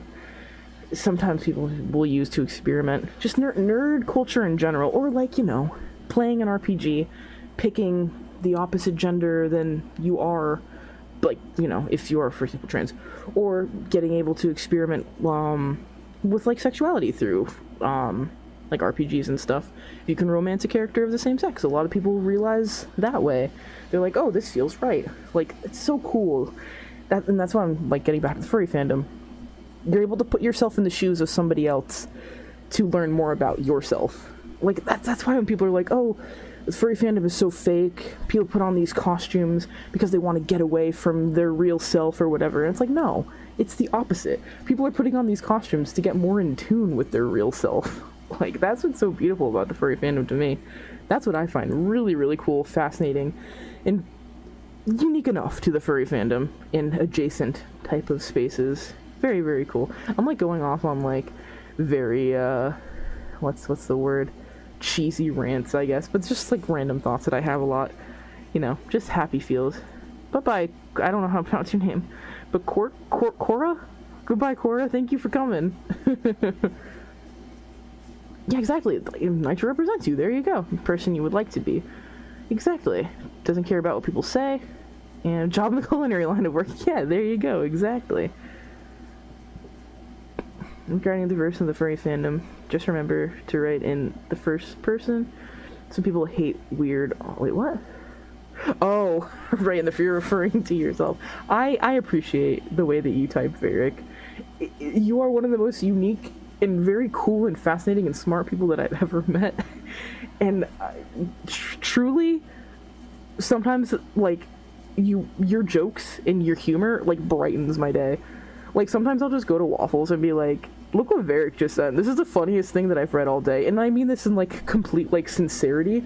Like, not, like, laughing at you, but, like, your jokes and your humor, like, the dry, bland humor that you have is, like, my favorite type of humor. So sometimes you'll just say something that just, like, I just crack up. Like, legit, Varric. Your type of humor, I wish more people had it. It's so funny. I love dry humor. And you do it to a T. Alright, what's going on? First, it'll help me myself more and more. It makes you feel happy. Yeah. It's an excuse to hang out with my friend and my brother, who's out in public. Yeah, there you go. It brings people together. It's so fun hanging out with people in the suit. So fun. So much fun. Got a friend that's hate, love. Yeah, exactly. Love always let love outweigh the hate. If you just like sit and stew and hate all the time, it's not a good life to have. So don't get what Varric said. Well, Varric talks in the third person. What is your opinion on furries who they are their first what? Or who furry? I don't know what your question is, Nightly. I don't understand. Comments are unnecessary but much appreciated. I feel like I should say them to you out loud because it's stuff that I like say about you. It feels so weird to say, but it's the stuff that I've like talked about in private. So I'm like, I should just compliment you in person because I'm complimenting you in private. I try to do that more often. That's another thing that I try to do more is like if I'm complimenting somebody in private to like a friend, I should just tell them in person too because everybody likes to hear compliments. Like I privately compliment people all the time and I'm like, why am I not just saying this to their face? Why do I feel weird about complimenting people? I'm just afraid they're gonna take it the wrong way. I don't want that. I just want to compliment and not think I'm being like underhanded or anything. Why the frick is your fursuit so cute? I ask myself that all the time. My fursuit is so cute. And it's because the maker is so talented. So talented. LLM Costumes, man. The best. Makes the cutest suits. Man, I will forever shout her praise to the sky. Hello, Luna the Furry. I meant to say people who are... So your question was, what is your opinion on people who are their Fursonas? Name is Gold. Oh, okay. I still don't really understand your question. My opinion on people who say they are their Fursonas? I still don't really understand. I mean, I don't care if people say they are their Fursonas. That's fine. If that's what you're saying, I don't care. People can say whatever they want. Play your content after a long day. As a first responder, it's always good to come home and see a stream or a new video. Thank you for what you do, Garrett. That is a tough job to have sometimes, but I appreciate everything you're doing, and I'm sure everybody appreciates what you do as well. I hope so, at least. But I'm glad that I can help too. Glad that my silly, goofy little fursuit self can help you after you're doing much more important work than I. Do you think she could do a good blue jay? I would say yes. I'm trying to think. I don't think I've seen her make many birds. But every time, like, I see her make a new species that I've never seen her make before, she always blows it out of the park. So I would say if you want to ask her if she's willing to do a bird, go for it. I bet you she could do a pretty bomb bird.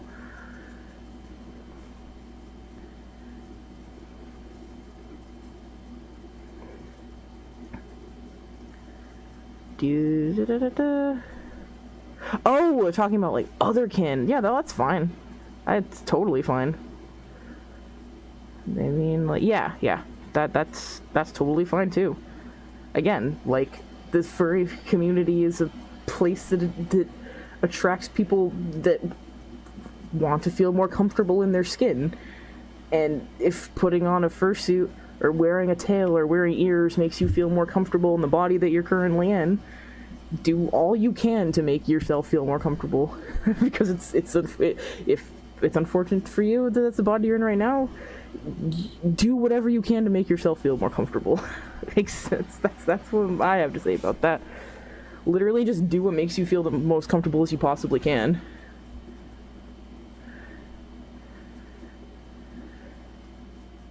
Sorry for the mistypes. I'm now on my PC. Oh yeah, no worries. No worries about mistypes. Bomb birds for days. Burb. Thank you, big kitty. I'm also a big kitty. I got you, Orange.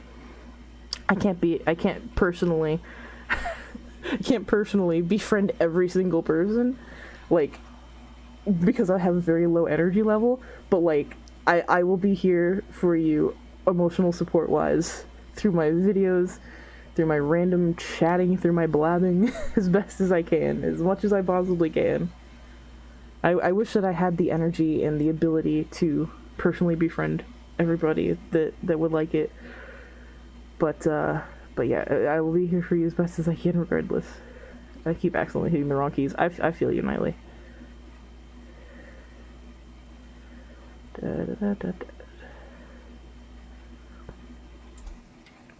Very solid, Arthur, this is true.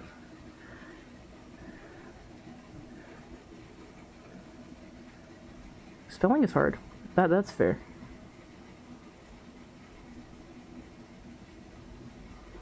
Kid got very, very, very lucky. See, I feel like I've had people that, like, I've never talked to before in my life, and they'll be like, "Can I be your friend?" And I'm just like, that's not a good way to start a friendship. It's got to be natural, right? It's just got to kind of naturally form. You know, sometimes people click, and sometimes people don't click. And it's a lot easier to just kind of, like, get to know somebody, figure out if that works, than just being like, "Can I be your friend?"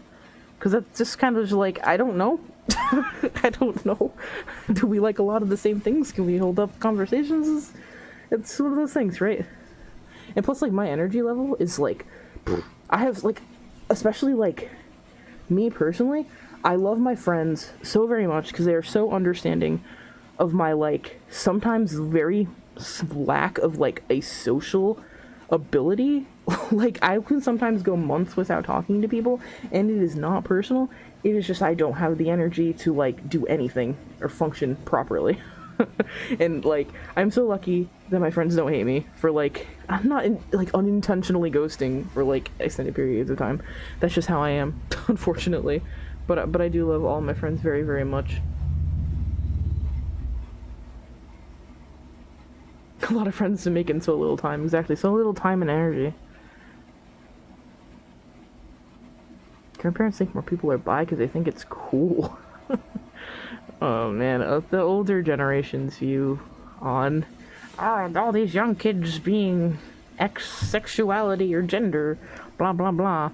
Oh, it's such a trend. Just shut up. I've heard that enough. I don't need to hear that anymore. Sometimes you find somebody as chaotic as you are. Exactly. You need to just find somebody that is meshes with your own personal type of chaos.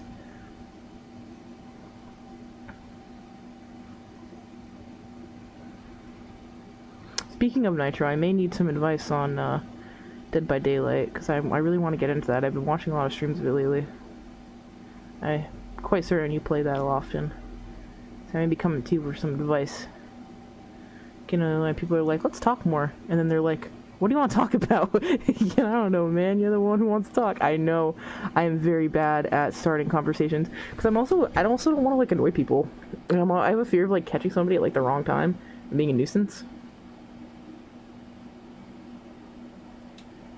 Like, I can blab and blab and blab. Clearly, I can blab and blab and blab. But I get, like, self-conscious about it.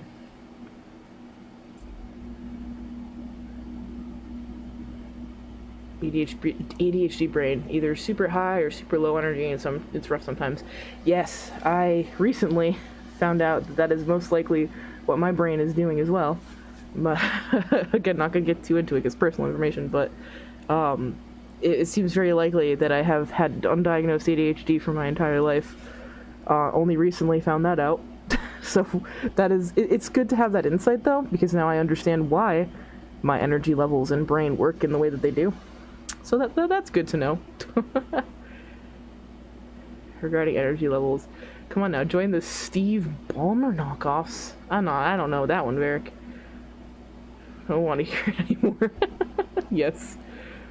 I want a scale of 1 to 10. How good are Protogens? Protogens are... Oh man, I wanted to make a 101010 code joke, but I couldn't think of the best way to do it. They're 10 out of 10. Salty Survivors if you're playing DBT.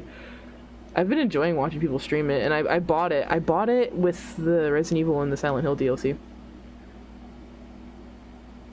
Least annoying person I've ever met. I have heard otherwise from other people.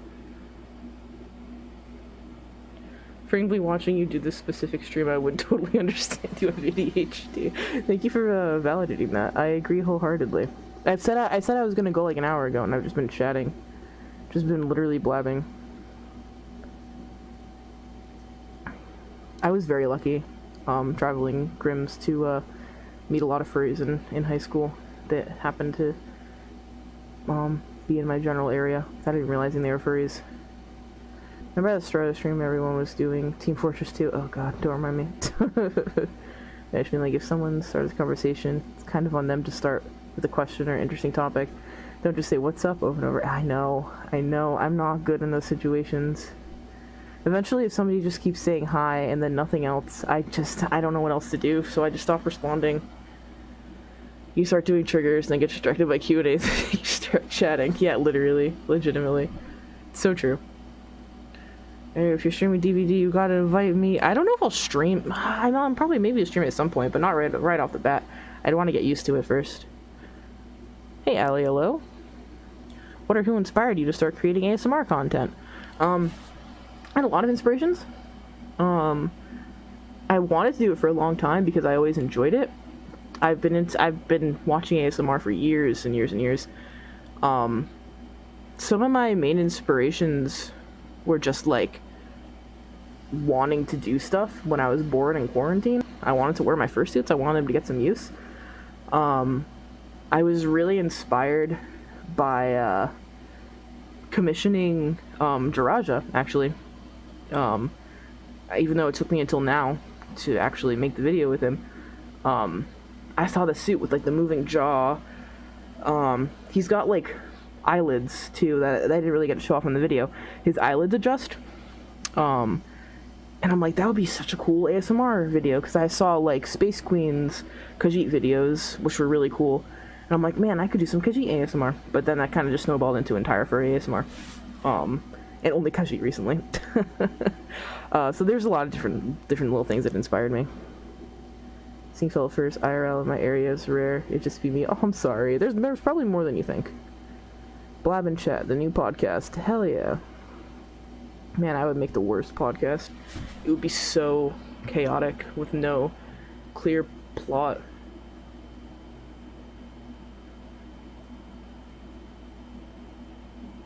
Don't remind if you're smiling this beginning, so I'll happily take this. I'm glad. I would probably need people to play Dead by Daylight with, so thank you for offering. I know you've been playing for a while, so any advice... See, the thing that I'm confused about the most is the perks. I kind of get the gist of how to, like, play Survivor, at least, which is what I'd probably want to do the most. But the perks, there's so many perks. I don't really understand how they work. But yeah, I'll figure that out at some other point off stream. ADHD is a good or bad thing. On one hand, you have a lot of energy all the time. It allows me to get stuff done faster. On the other hand, it makes it hard for me to sleep. See, I have like... And that's... I know it's like so different for a lot of different people. And I didn't really realize that there was like different forms of ADHD until my therapist was like walking me through all of them. And like... I was like, wow, I didn't even realize that this was like a possibility.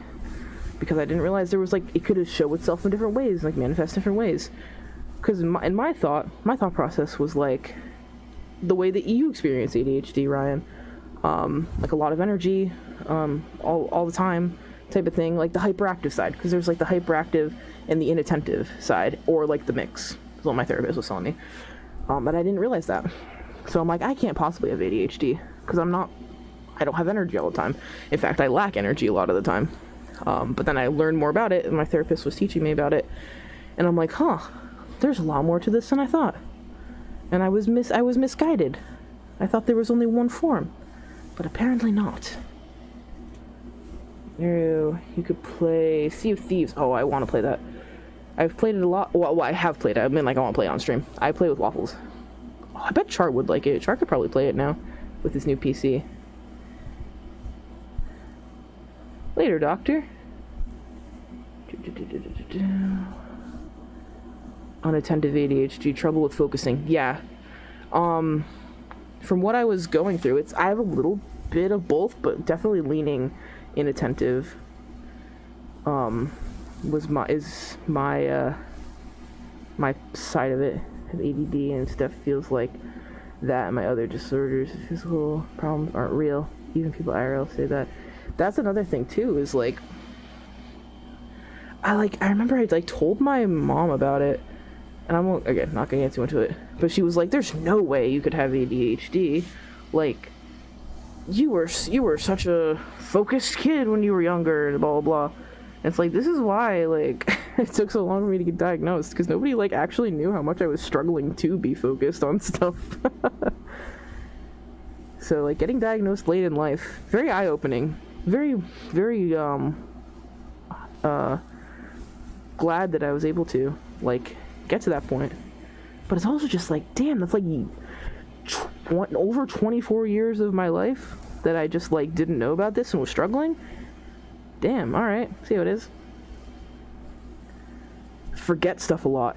Yes, Irish, this is what led me to figuring this out. My memory is so bad, horrible. That's actually what got us to this kind of point when I was talking to my therapist, was me talking about my memory. Memory being so bad. Again, the inattentive side. So it's very interesting to me, because it's so much of it that I didn't even really know about.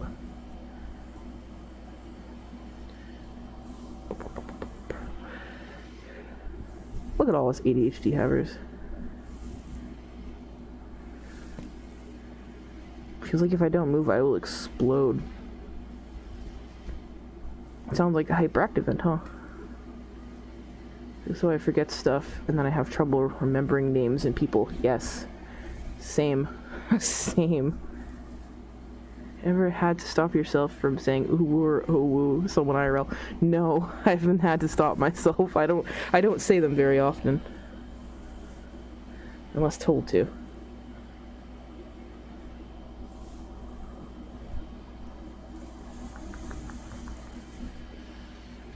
Yeah, I fidget a lot.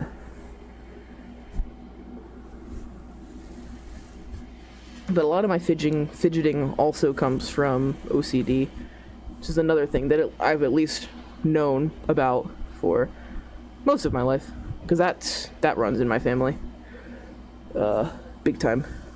That's another reason I didn't really consider an ADHD diagnosis, because a lot of that overlaps with stuff like OCD, which I knew about, and I figured a lot of it went back to just that. But no, it doesn't. You can have multiple things. And my silly little brain was like, no, that's not possible. You can't have multiple things. But alas, you can have multiple things.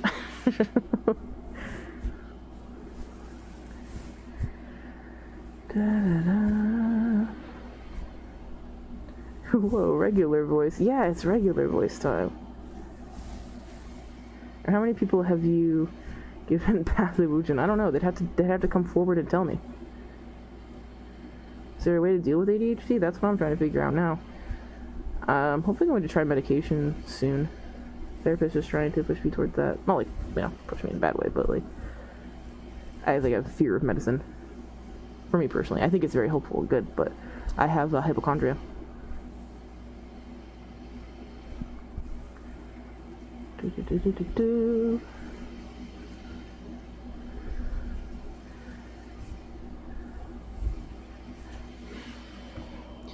Doing the autistic stimming stuff as an adult is a bit weird. I think about that because I mean stimming is another one that kind of goes hand in hand with ADHD, fidgeting. I think it's comes from the same sort of thing. And it is strange. Not as strange, but it's it feels embarrassing to do as an adult, but it's also just look at how many of us are talking about struggling with this or living with it, you know? I just wish people were more understanding, so it wouldn't have to feel weird as an adult, because it's just how we are, just how it is. Shouldn't have to feel ashamed for it. Most fun people have ADHD.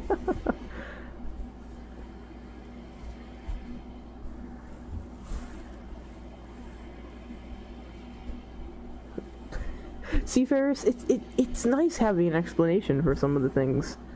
Like, it didn't feel bad for me either. It was just kind of like, okay, that's cool. I'm glad that I have a bit of understanding now.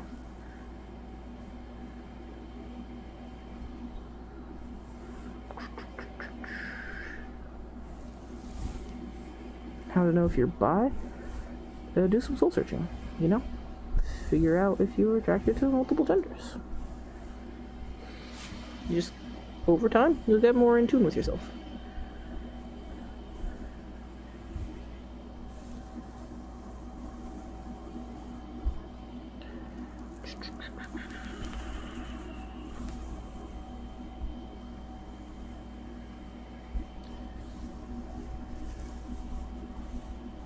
What are some new tingles do you do? I have a lot of ideas for some new triggers and tingles to do. Like the next video that I'm planning, the one I mentioned earlier with Kabuki, is going to be slightly new, a little bit new, like similar, but I got some new stuff when I was shopping, some new triggers to use that I think are going to work really well with this video. So relaxing and helps me feel better. Oh, I like that your name is I Love You Guys. Thank you. Truly a unique person. This community is a treat to come to. Thank you so much for everything. Thank you for your kind words. I appreciate that.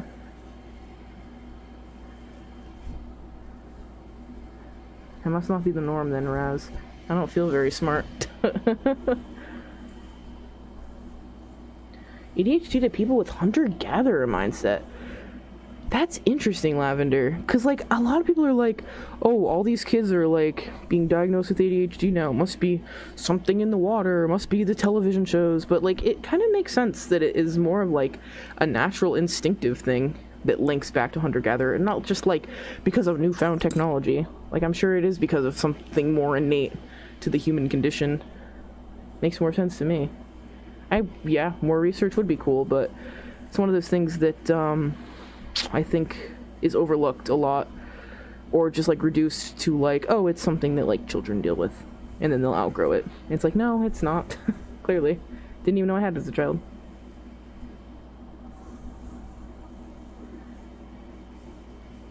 Depends on how are you. What's going on?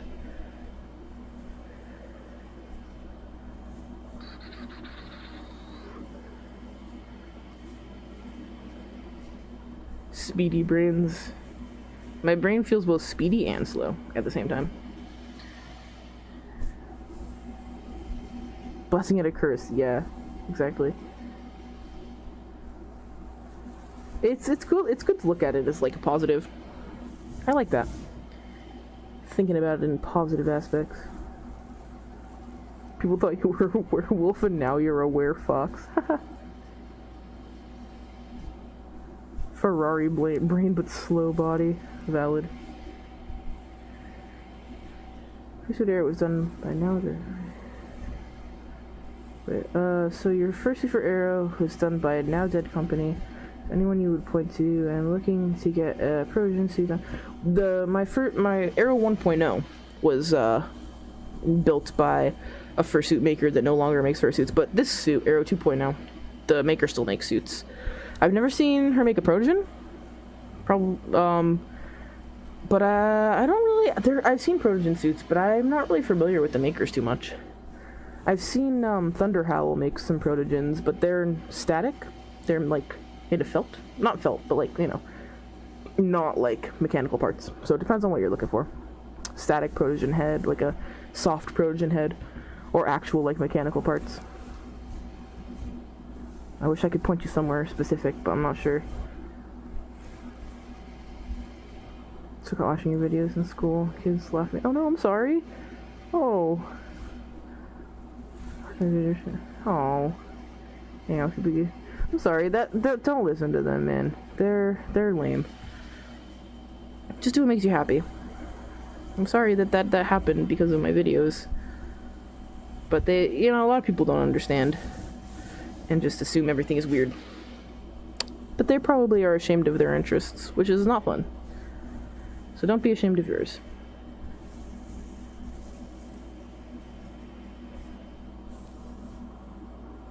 Yeah, exactly. Don't let them kill your interests or hobbies. Exactly.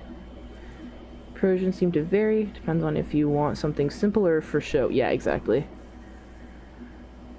Yeah, the all LED Protogen heads are really cool, but I'm sure very pricey.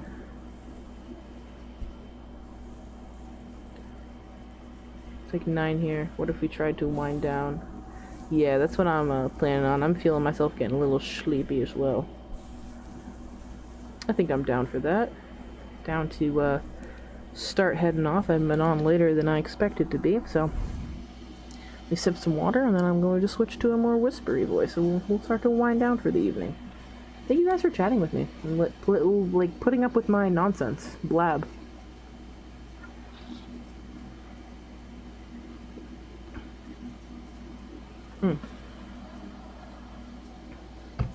Alright.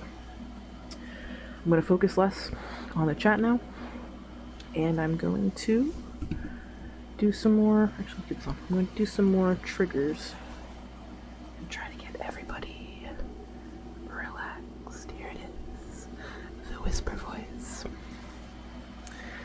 What do we want? We'll do some more mic brushing. I can do this one. I can do the corn brush. What else do I got? I have the Fursuit brush again, but I know that was kind of harsher. I'll start with this one, but let me know if you want me to change.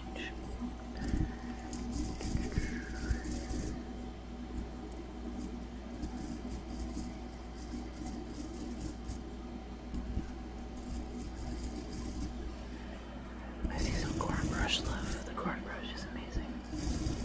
I'll grab that too.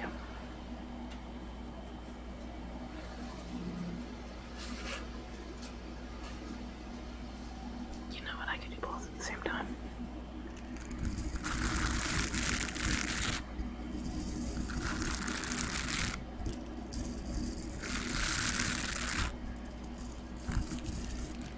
That voice transformation. The corn brush. I love the corn brush. What a great creation. Alright, we'll do the corn.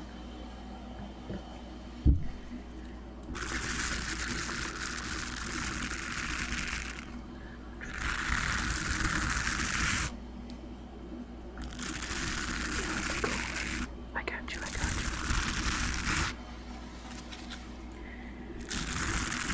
God, you're so sweet.